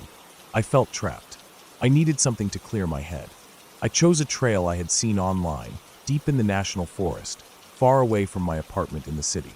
The reviews said it was quiet, long, and rarely used by people. That was exactly what I wanted. No one to bump into, no small talk about weather or work, just me and the trail, breathing in fresh air that didn't smell like hot concrete and bus exhaust. I packed my backpack the night before. I put in a thermal bottle with cold water, a smaller bottle with an electrolyte mix, a few protein bars, 2 sandwiches wrapped in foil, my small first aid kit, and an extra t-shirt because I knew I would sweat a lot. I didn't bother taking a jacket. The forecast said it would be hot all day, with no chance of rain. I also packed my power bank because my phone battery dies fast if I use the GPS too long. I set my alarm for 4 a.m. because I wanted to start the hike before sunrise and finish before it got too hot. But when I woke up, it was already 5:12 a.m. I cursed under my breath. I didn't want to hike with the sun beating down on me, but I didn't want to cancel the plan either. I left my apartment in my old sedan. The drive took almost 2 hours. The last half hour was on narrow forest roads, with tall trees pressing close to the road on both sides, the early morning light breaking through the branches, falling in long stripes over the cracked asphalt. I passed a couple of small clearings where people had parked and set up tents. I could see smoke rising from a dying campfire in one of them. I drove until I reached the end of the road where the trailhead was. There was no proper parking lot, just a rough gravel area where people left their cars. There were only 2 cars there when I arrived. I parked next to a beat-up white pickup truck and turned off my engine. For a moment, I just sat there, staring ahead through my dirty windshield, listening to the ticking of the cooling engine and the faint sound of birds outside. The forest felt heavy with silence despite the birds. The sun wasn't fully up yet, but the sky was brightening into pale blue. I stepped out, stretched my arms, and checked my backpack one last time before locking the car. I clicked the lock button twice, listening for the beep. I never trusted it the first time. Then I started walking. The trail started out wide, almost like an old road that had been taken back by grass and weeds at the edges. My shoes crunched over loose gravel. There were tall pine trees on both sides, with undergrowth that looked almost black in the dim light. After about 20 minutes of walking, the trail narrowed into a proper dirt path. I started to hear small insects buzzing around me. I could smell the wetness of the forest floor, mixed with that dry pine smell. It felt good. My shoulders relaxed. I didn't have to think about work or bills, or what I would eat for dinner that night. I just kept walking, feeling my heart beating steadily, the sweat starting to build up under my shirt. I walked for a long time without checking my phone. When I finally looked at it, I saw that it was almost 8 a.m. The sun was up now, shining through the treetops, lighting up patches of the trail while leaving other parts in deep shadow. I took a sip of water and kept moving. I had planned to do the full loop, which was about 10 miles. I knew I could finish it in about 6 hours if I walked at my usual pace and took short breaks. The trail had small markers nailed to trees every few miles, bright orange rectangles with faded black numbers. I passed marker 3 after a while. That's when I started feeling something strange. I didn't hear anything at first, but I felt it, like someone was walking behind me, matching my steps. Every time I stopped, I heard nothing. But the second I started walking again, I felt it. The hair on the back of my neck stood up. I didn't turn around right away. I told myself it was just my mind playing tricks, that my senses were too tuned in because I was alone in a quiet place. But the feeling didn't go away. I finally turned around and looked down the trail behind me. There was nothing, just the long stretch of dirt, small stones, and dappled sunlight between the trees. I waited, listening. All I could hear was the breeze moving the leaves and a distant woodpecker hammering at a trunk somewhere far away. I shook my head and kept walking, telling myself to focus on the path. After another mile or so, the trail curved and dipped into a small valley. The air felt cooler down there, almost damp. Ferns grew thick on both sides, and the ground was covered in dead leaves. I felt that same sensation again, like someone was behind me, just out of sight, keeping perfect pace. I felt my heart beating faster. My breath came out quicker, but I didn't want to stop again. I sped up my steps, my eyes flicking from left to right, scanning the trees for any sign of movement. Nothing, just still trees, silent and old. I reached marker 5 and sat down on a fallen log to eat one of my sandwiches. I forced myself to chew slowly, tasting the cold bread and salty cheese. I drank water and wiped the sweat off my forehead with my sleeve. The forest was still quiet. I didn't hear any footsteps now. Maybe it was just an animal on the trail behind me earlier, I thought. Maybe it was gone now. I finished eating, packed up my trash, and got back on my feet. The trail started climbing uphill from there. It wasn't steep, but it was long, and my legs started to feel tired halfway up. I was breathing hard, sweat dripping from my hairline down my temples.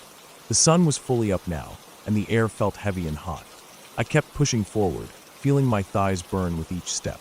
When I finally reached the top, I saw that the trail opened up into a wide clearing with short grass and scattered rocks. In the middle of the clearing, there was a dead tree stump, dark and twisted. I stopped there to catch my breath. I looked around. The forest spread out in every direction, a sea of green under the bright sky. I could hear the distant roar of the river down in the valley somewhere to my left. I stood there for a few minutes, enjoying the breeze. Then I started moving again. The trail dipped back into the woods on the other side of the clearing. As I walked down, I felt that feeling again, stronger this time.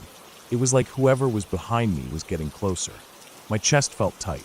I didn't want to look back this time.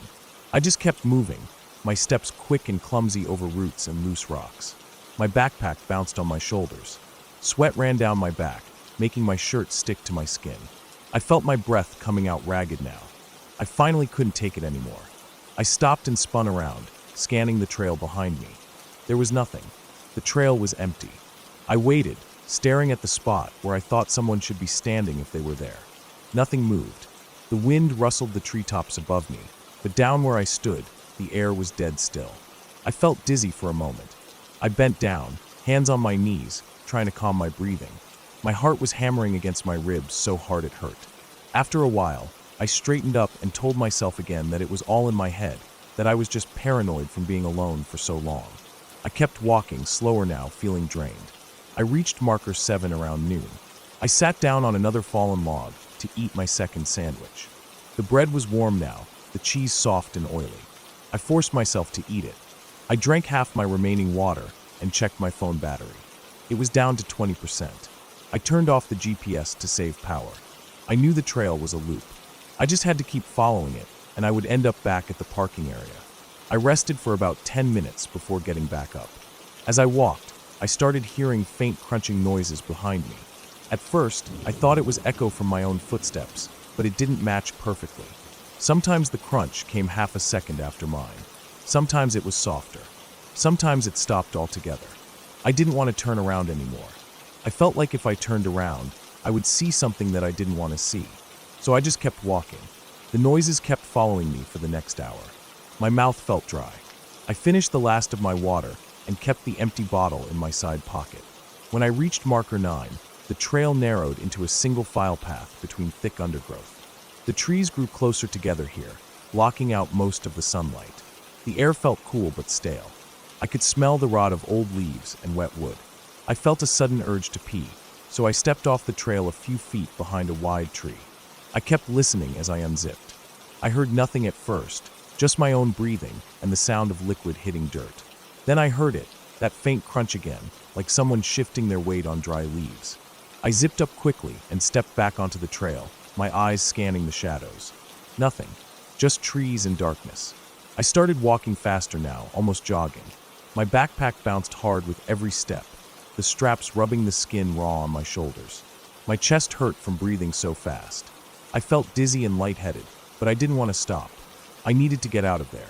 I kept thinking about my car, parked at the end of the trail, waiting for me. I just needed to reach it, lock the doors, and drive away. Finally, after what felt like forever, I saw the sign for marker 10, the last one before the trail looped back to the parking area. Relief washed over me so hard my knees almost buckled. I kept moving, pushing myself forward even though every part of my body ached. The noises behind me didn't stop. They grew louder, more hurried, like whoever was behind me was done following and was now chasing. I felt tears sting my eyes. I didn't want to die here, alone in the woods, never to be found.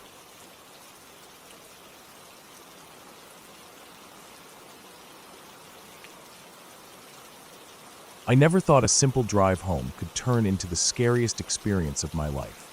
I had just finished a long shift at work, a security job at a small manufacturing warehouse about an hour outside the city. My shift ended at 11 p.m., but it was always past midnight by the time I finished checking all the gates and signing off the logbooks. That night had been tiring, with a broken sensor alarm going off repeatedly, forcing me to walk back and forth across the warehouse floor every hour. My feet were aching, and I was so sleepy I could barely keep my eyes open while locking the final gate. I got into my old Corolla, turned the key, and let the engine warm up while I sipped what was left of my cold coffee from earlier. The air was humid but breezy outside, the smell of distant rain mixed with old pavement and cut grass. I turned on the headlights, checked my mirrors out of habit, and started driving down the narrow industrial road that led back to the main highway. That road always made me feel uneasy. It was about 5 miles long, lined with thick brush and trees on both sides. There were no streetlights. During the day it looked like a normal rural road, but at night it felt like a black tunnel with nothing but your headlights to guide you. I knew it by heart though, every turn and bump, so I kept driving at my usual 45 miles per hour. The only sound was my tires against the old cracked asphalt and the faint hum of the air conditioner blowing warm recycled air onto my face. About halfway down that road, I noticed something strange. There was a flickering orange glow further ahead, bouncing off the tree trunks.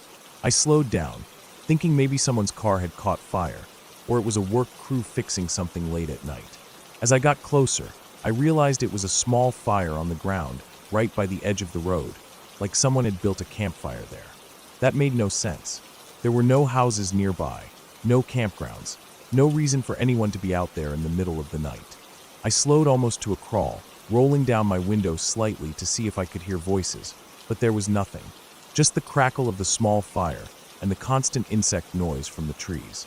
I drove past it slowly, eyes scanning the darkness around it, expecting to see someone sitting nearby, but there was nobody. No cars, no bikes, no sign of anything. Just the fire burning quietly by itself. The hairs on my neck stood up. I felt a deep tightness in my chest as I pressed on the gas and drove past, looking in my rearview mirror repeatedly to see if anyone came out of the darkness. But the fire just got smaller behind me until it disappeared around a bend. I kept thinking about it as I drove. Who would start a fire out there with no vehicle? Why would they leave it unattended in the middle of the night?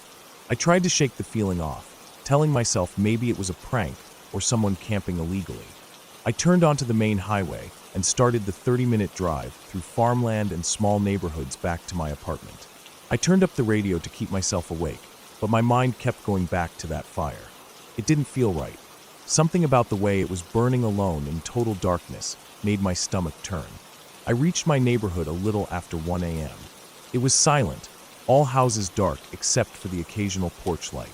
I parked under the flickering streetlight near my unit, grabbed my backpack, and locked the car. As I walked to my door, I felt that same tightness in my chest from earlier.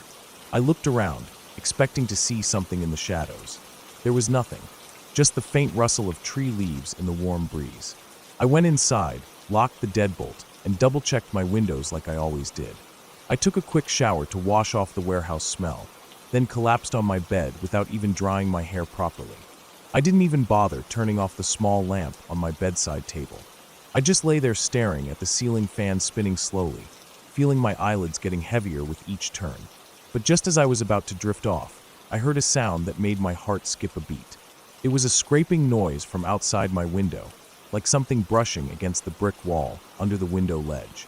I told myself it was probably a tree branch swaying in the wind, even though I knew there were no trees directly outside that window. I stayed frozen on the bed, listening hard. There it was again, a faint scraping, followed by a thud, like something dropping softly onto the ground below. My breathing got shallow. I didn't want to move, but I forced myself to sit up and peek through the blinds. My heart was hammering so loud I could hear it in my ears. Outside, under the orange glow of the streetlight, was nothing. Just the patch of grass and the cracked walkway leading to the parking lot. I exhaled shakily, telling myself I was just paranoid from the long shift and that weird fire. I closed the blinds and lay back down, trying to calm my racing mind. I kept my eyes open until I felt them burning with tiredness. Then I finally fell asleep. I woke up to my alarm at 8 a.m. feeling groggy. My shirt was damp with sweat, and my mouth was dry. I dragged myself out of bed, showered again, and got ready for my day off. I kept thinking about the night before and that scraping sound, but in the daylight it felt silly. I decided to get some groceries. As I stepped outside, I noticed something near my window on the ground. My chest tightened.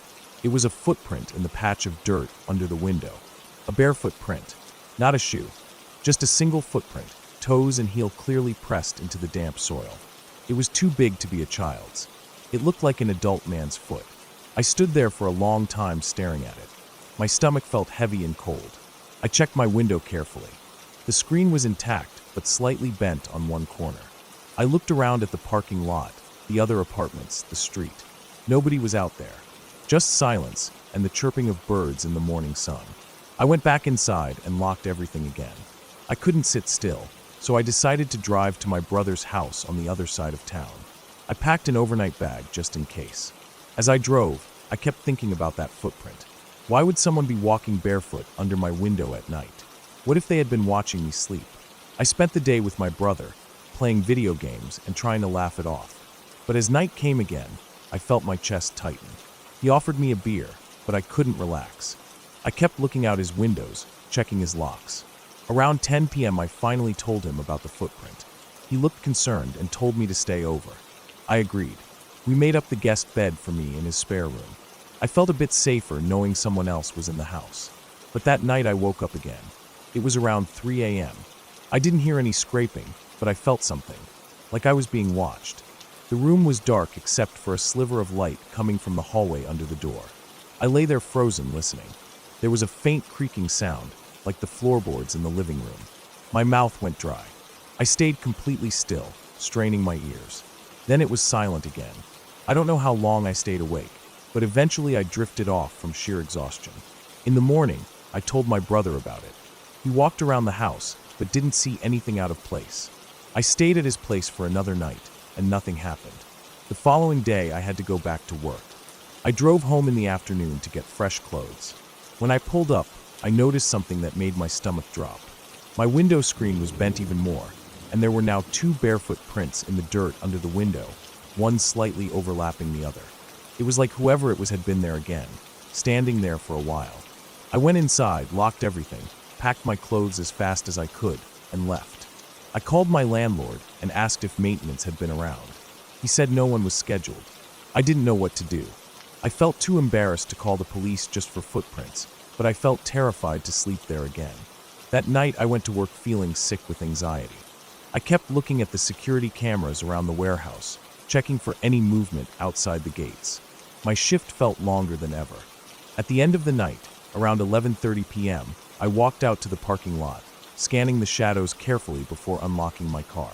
As I drove down the same narrow industrial road, I noticed that same orange glow ahead, just like 2 nights before. A small fire burning on the edge of the road. This time, my heart was pounding so hard I felt dizzy. I slowed down, gripping the steering wheel tightly. As my headlights swept across the fire, I saw a figure crouched beside it. A man. He was completely naked, his back facing the road. His skin looked pale and stretched tight over his bones. His spine jutted out sharply down his back, and he was just sitting there, staring into the fire, motionless. I felt cold sweat run down my neck. I kept driving, forcing myself not to look back. I didn't want him to see my face. My chest felt so tight it hurt to breathe. I merged onto the highway and kept glancing in my rearview mirror, half expecting to see him running down the road after me.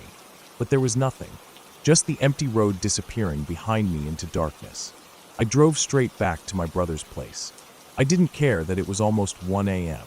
I rang his doorbell until he woke up. He let me in without asking questions, and I told him everything. He listened silently, then told me to stay as long as I needed. The next morning, I called the police and told them someone had been standing outside my window at night, and that I saw a naked man lighting fires on the industrial road. They sent someone to my apartment complex to check around, but found nothing except the footprints. They said they'd patrol the area for a few days, but didn't seem very concerned. I didn't blame them. No crime had technically happened yet. Just footprints and a man sitting by a fire. I didn't go back to that apartment alone for almost a week. When I finally did, I went in the middle of the day with my brother by my side. We cleaned up the window area, packed more of my clothes.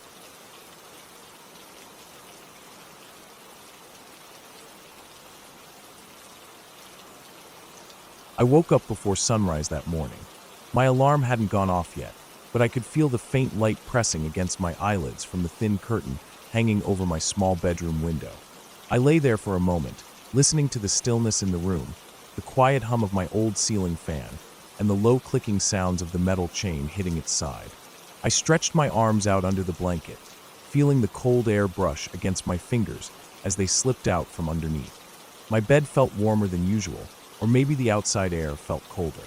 I didn't know why I was awake so early, but after a few minutes of staring at the cracked paint on my ceiling, I decided to get up.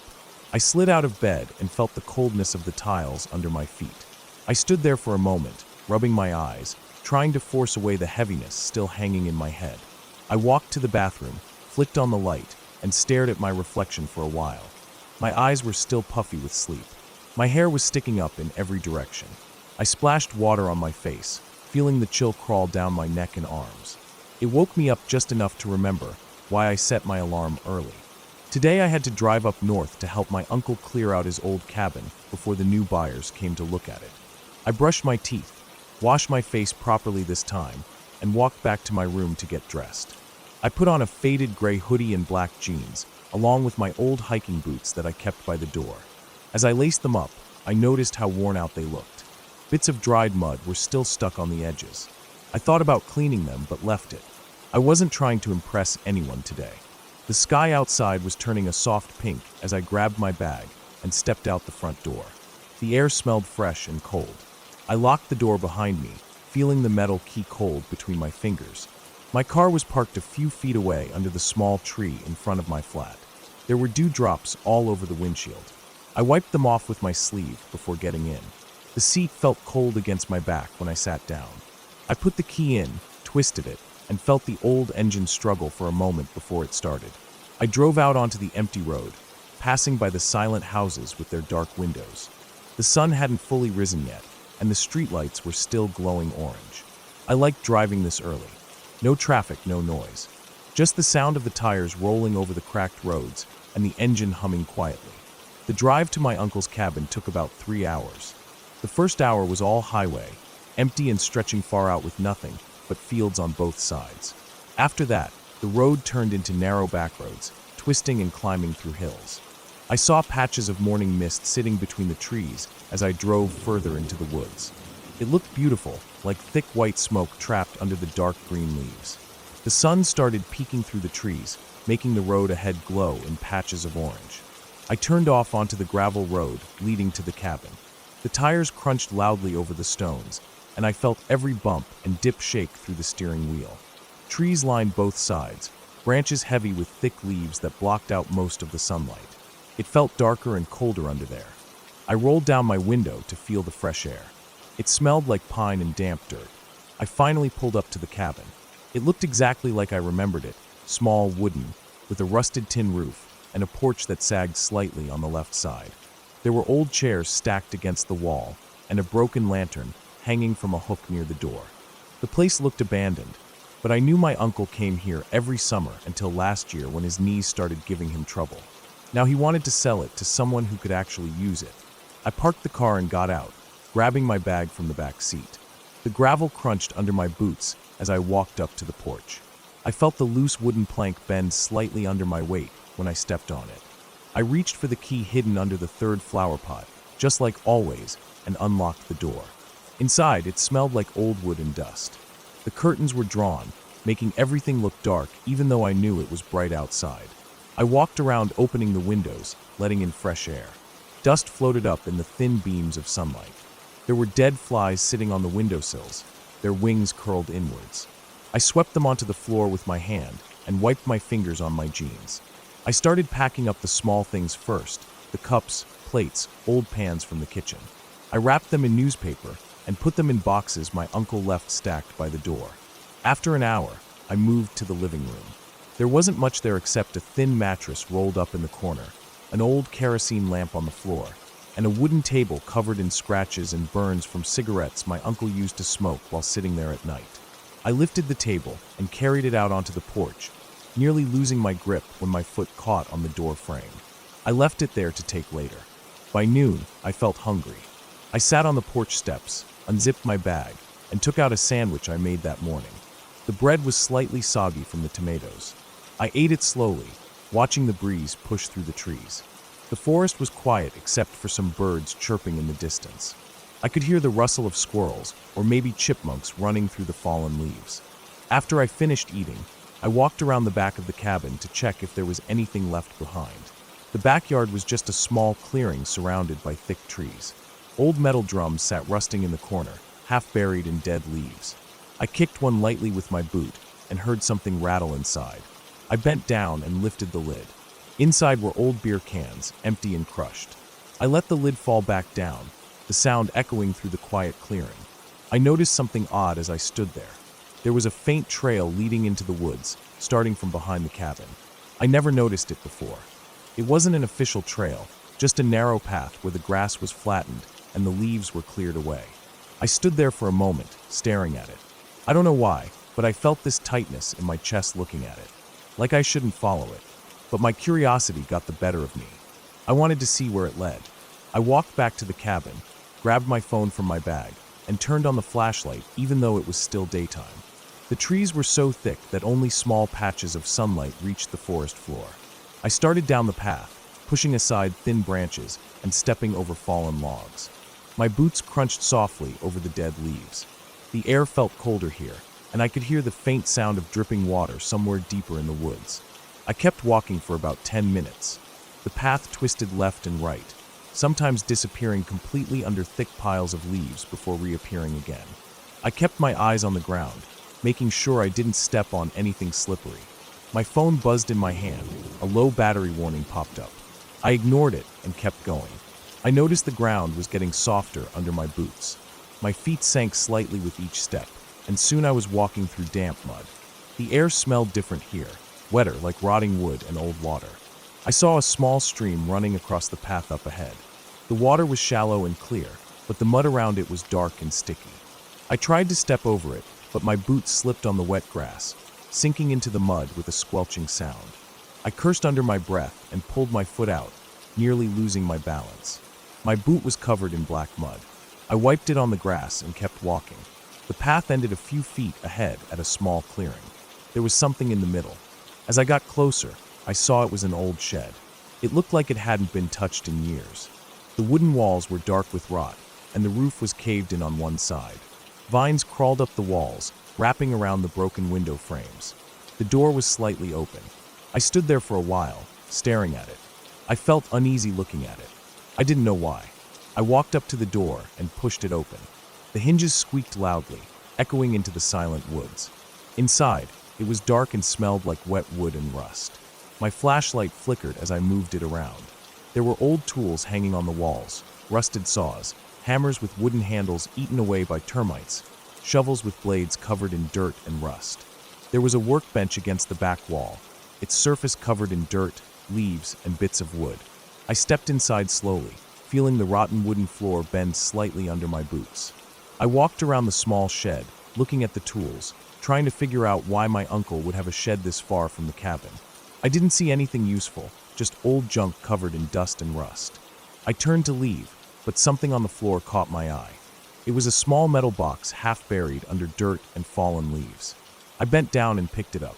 It was heavier than it looked. I brushed the dirt off with my sleeve. The metal was cold against my skin. I opened it slowly. Inside were several rolls of old film. They were covered in dust and smelled like chemicals. I held one up to the light coming through the broken window. I couldn't see anything through it.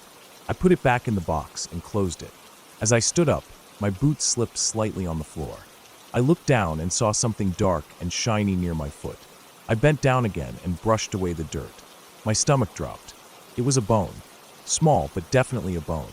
I felt the tightness in my chest return, worse than before. I brushed away more dirt and saw several other small bones scattered around. They looked like animal bones, maybe from a squirrel or a rabbit, but they were all in one spot, piled together under the dirt. I stood up quickly, my head spinning slightly. I felt like I shouldn't be there. I turned and walked out of the shed, nearly tripping over the threshold as I stepped outside. The air felt colder now, and I could feel goosebumps rising along my arms even under the hoodie. I started walking back down the path, faster this time, pushing branches out of my way without caring if they scratched my arm.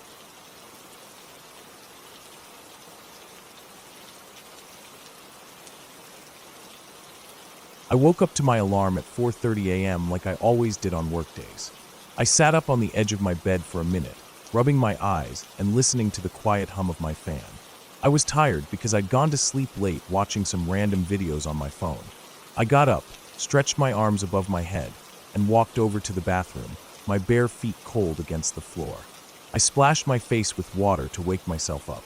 As I looked in the mirror, my eyes were puffy with sleep, and I noticed the small cut on my chin from shaving yesterday. I turned away and brushed my teeth while staring down at the sink, just feeling the mint taste wake me up a bit more.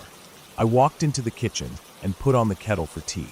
The window was still dark outside, and I could see my own reflection in it, faint under the little light from the kitchen. I opened the fridge, took out a leftover roti from last night, and ate it cold while I waited for the water to boil.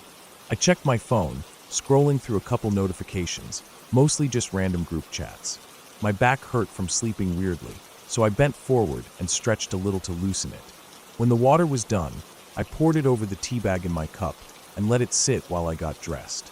I wore my work uniform, dark blue trousers and a light blue shirt, tucked it in properly, and tied my shoelaces tight. I drank my tea quickly, burning my tongue a bit, then grabbed my wallet and keys and left the apartment. Outside, it was still dark. The air was cool and smelled fresh, mixed with the faint smell of smoke from someone burning trash down the street. I walked to the bus stop, which was about a 15-minute walk. As I walked, I passed by the closed shops with their metal shutters down, and stray dogs were lying on the side of the road, barely lifting their heads to look at me. My shoes crunched over bits of gravel on the footpath, and I stepped over a broken brick that had been there for weeks. I got to the bus stop and waited. There was only one other person there, an old man wearing a shawl, sitting on the bench and dozing off. The streetlights flickered above us, and the wires overhead buzzed faintly. I looked down the road, hoping to see the headlights of the bus, but it was just empty black road stretching ahead. I checked my phone again and scrolled through my gallery out of boredom, looking at random old photos. One was of my shoes, another of the lunch I had made last week, just random things. Finally, the bus arrived. I got on, swiped my card, and found a seat near the back. The lights inside flickered as the engine rumbled, and I felt the vibrations through the seat. As the bus started moving, I looked out the window at the empty road, the orange streetlights passing by every few seconds. The driver had the radio on low, and I could hear the faint voice of the news reporter saying something about a traffic jam on the highway. After about 30 minutes, I got off near the main road where my office was. There were more people around now, shopkeepers opening shutters, tea stalls starting their stoves, and rickshaw drivers waiting for their first customers. I walked through them towards the alley behind my office building, where I always cut through to save a few minutes. The alley was narrow, with old buildings on both sides, some with peeling paint, some with rusted metal gates, and stray cats digging through garbage bags left against the walls. I always walked fast here because it smelled bad, like rotten vegetables and stale water. As I stepped into the alley, I noticed that it felt colder than usual. I shrugged it off and kept walking. Halfway through, I saw a motorbike parked there, blocking most of the path. It wasn't there yesterday. I squeezed past it carefully, avoiding brushing against the cold metal. My shoulder bag scraped against the handlebar a bit, and I heard the soft click of its indicator switch flicking back. I kept walking.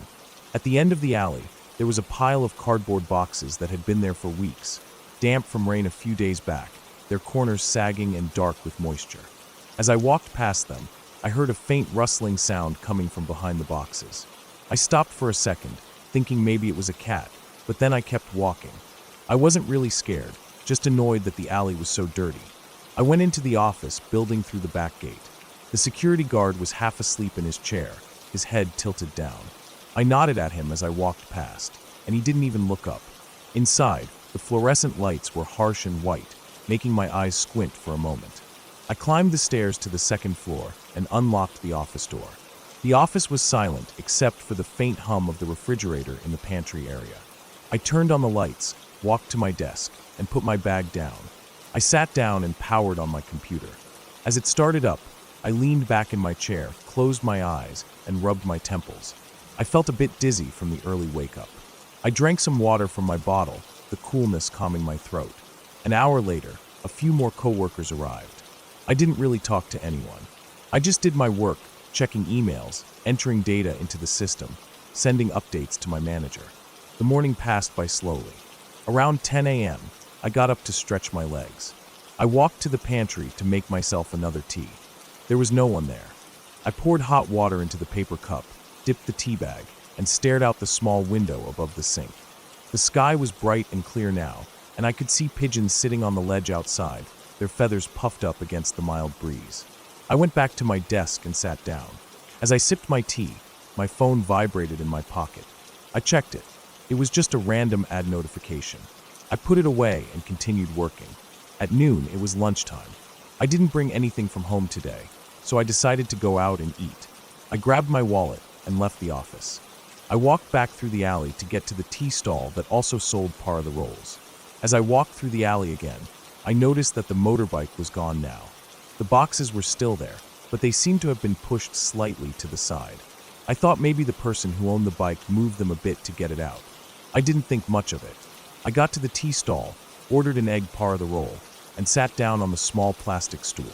The street was busy now, filled with honking cars, people walking fast, rickshaw engines sputtering. I ate my roll slowly, tasting the egg, onion, and chutney, feeling the warm food calm my hunger. I finished, paid the man, and started walking back to the office. As I entered the alley again, I saw something strange. One of the boxes near the end had fallen over, and there was stuff scattered around it, bits of old cloth, empty plastic wrappers, and what looked like a small steel plate. I stopped walking for a second, staring at it. The steel plate had leftover bits of food on it, dry and crusted. I looked around, but the alley was empty. I walked past it, stepping over a torn plastic bag that was leaking some brownish water. The smell made my nose wrinkle. I got back to the office and worked for the rest of the day. When it was 6 p.m., I shut down my computer, grabbed my bag, and left. Outside, it was still light, but the sun was getting lower, casting long shadows across the road. I walked to the bus stop again, feeling tired from the long day. On the bus, I sat by the window and rested my head against the glass. The ride home was bumpy, and every pothole made my head thump lightly against the window. I closed my eyes and dozed off a bit, waking up when the bus jerked to a stop at my area. I got off and started the 15-minute walk back to my apartment. The shops were open now, lights bright, people standing around buying vegetables, kids running around with school bags still on their backs. I walked past them, staring down at the ground, watching my shadow stretch out ahead of me under the streetlights. When I got home, I took off my shoes at the door and went straight to the bathroom to wash my face. I looked at myself in the mirror again. My eyes were red with tiredness. I changed into my home clothes, an old loose t-shirt and track pants, then sat down on the floor to rest my back against the wall. I pulled my phone out and scrolled through random videos for about an hour, not really paying attention to any of them. Around 8 p.m., I got up to make dinner. I cut some onions and potatoes, fried them with spices, and ate quietly while standing near the stove. The taste was okay, nothing special. I washed my plate, wiped down the counter, and went to my room. I sat on my bed, thinking I should sleep early today since I felt exhausted. I turned off the light, lay down, and closed my eyes. But I couldn't sleep. My mind kept replaying the image of the fallen box in the alley, the scattered stuff, and that steel plate with leftover food. I didn't know why it was bothering me so much. I tried to force myself to sleep, turning to my side, adjusting my pillow, but it wasn't working. Finally, I got up and drank some water, then lay back down again. This time, I kept my eyes open, staring at the ceiling. The fan spun slowly, the blades making a faint clicking noise every few seconds. I lay there for almost an hour, my mind drifting in and out of half-dreams. The next morning, I woke up feeling sore. I repeated the same routine, got ready, and left for work. As I walked to the bus stop, I felt like someone was walking behind me. I glanced back, but there was no one. The street was empty except for the dogs sleeping on the footpath. I shook my head and kept walking. At the bus stop, the same old man was there, sitting and staring ahead blankly. I waited, looking down the road for the bus. When it arrived, I got on and sat near the back again. My head was hurting slightly, a dull ache behind my eyes. I closed them and leaned back. When I reached my office area, I got off and walked towards the alley as usual. Today, the motorbike was back, parked in the same spot as before, blocking most of the path. I squeezed past it again, but this time I felt uneasy. The alley felt colder, and I noticed a faint smell of something rotten.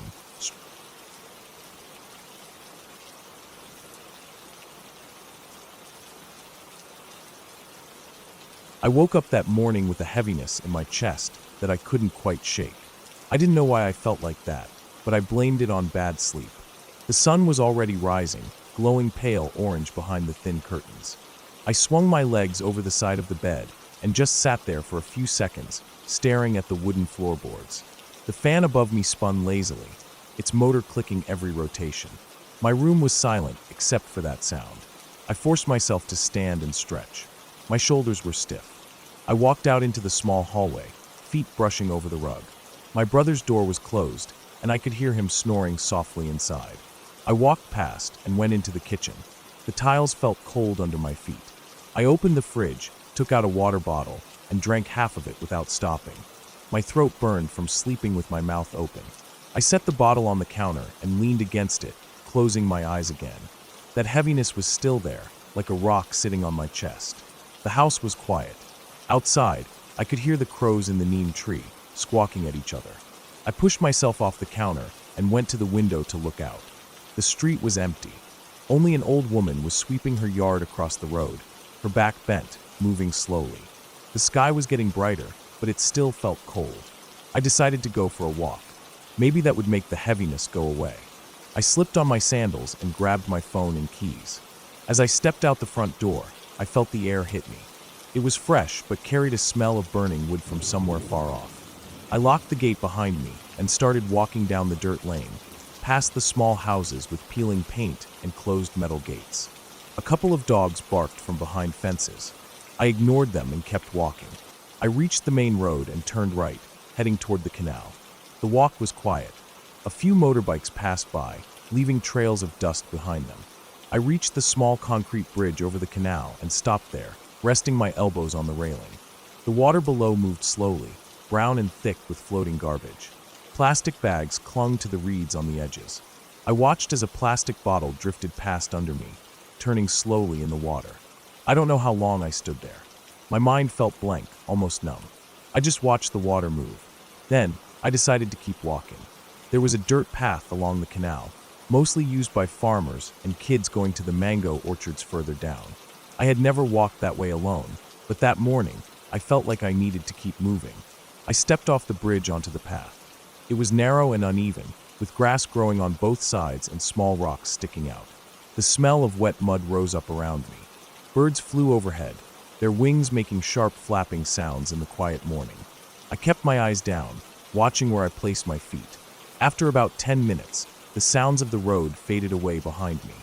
It was silent except for my own footsteps and the occasional rustle of a lizard darting through dry leaves. The path curved gently to the right and then straightened again. I saw the mango trees ahead, dark green against the sky. Their thick branches reached out over the canal. As I got closer, I noticed an old bicycle lying on its side in the grass beside the path. Its tires were flat, and the metal was rusted orange. The seat was torn open, and the foam inside was gray and crumbling. I glanced at it as I passed, wondering who left it there and how long it had been sitting like that. I walked deeper into the orchard.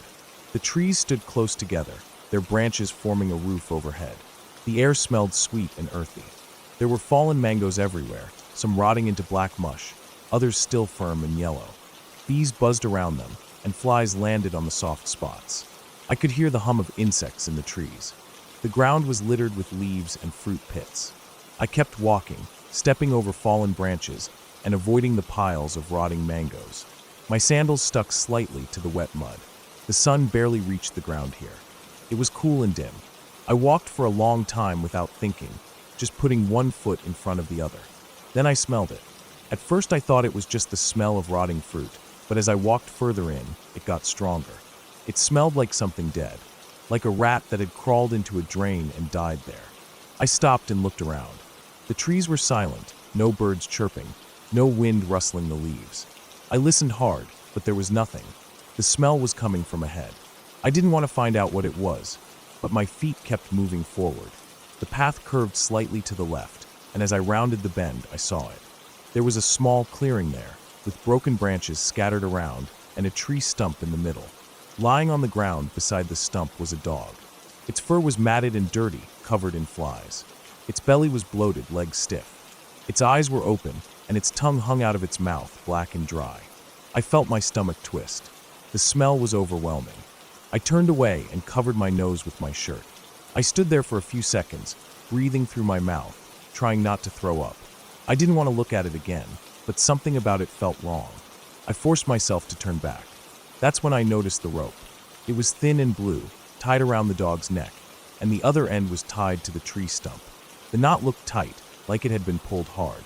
The fur around the neck was rubbed away, showing raw skin underneath. The ground under the dog's paws was scratched up, the dirt turned over in long lines. I felt cold. The dog hadn't just died there. Someone had tied it there and left it to die. My chest felt heavy again, but this time it was mixed with something else. Fear. I looked around quickly, scanning the trees.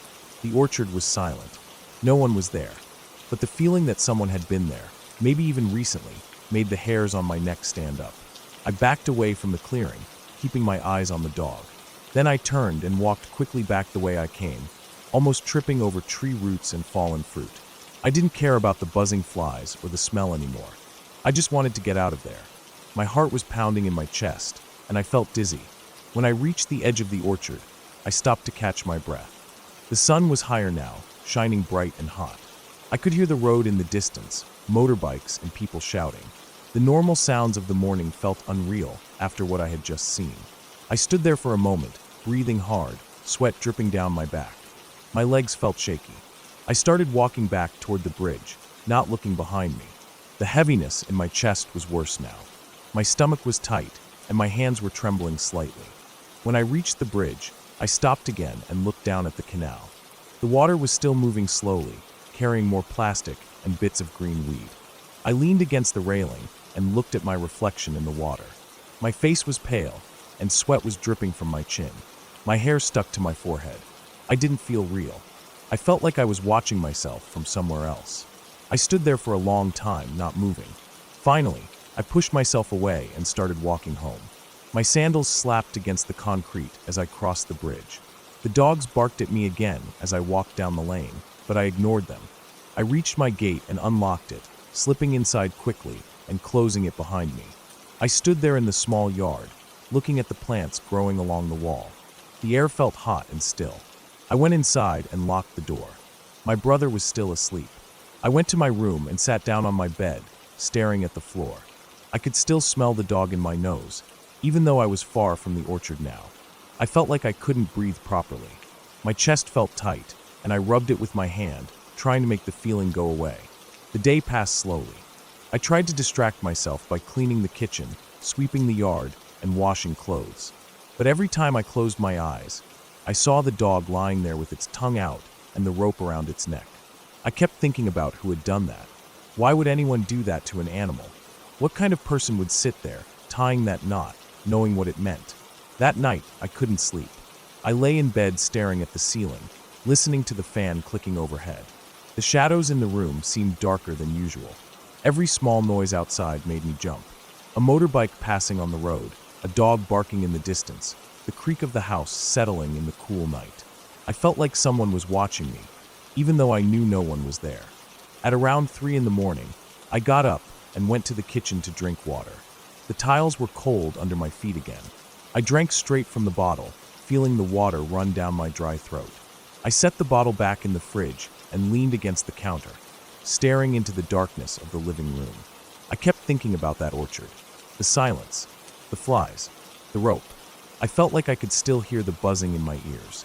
I wondered if whoever did that was still around, walking those same paths, maybe looking for something else to tie up. That thought made my skin crawl. I walked back to my room and lay down again, pulling the blanket up to my chin even though it was warm. I lay on my side, facing the wall, and forced my eyes shut. Eventually, I fell asleep, but it was a restless sleep. I woke up many times before morning, sweating and breathing hard. The next day, I told myself I wouldn't think about it anymore. I avoided looking out the window toward the canal.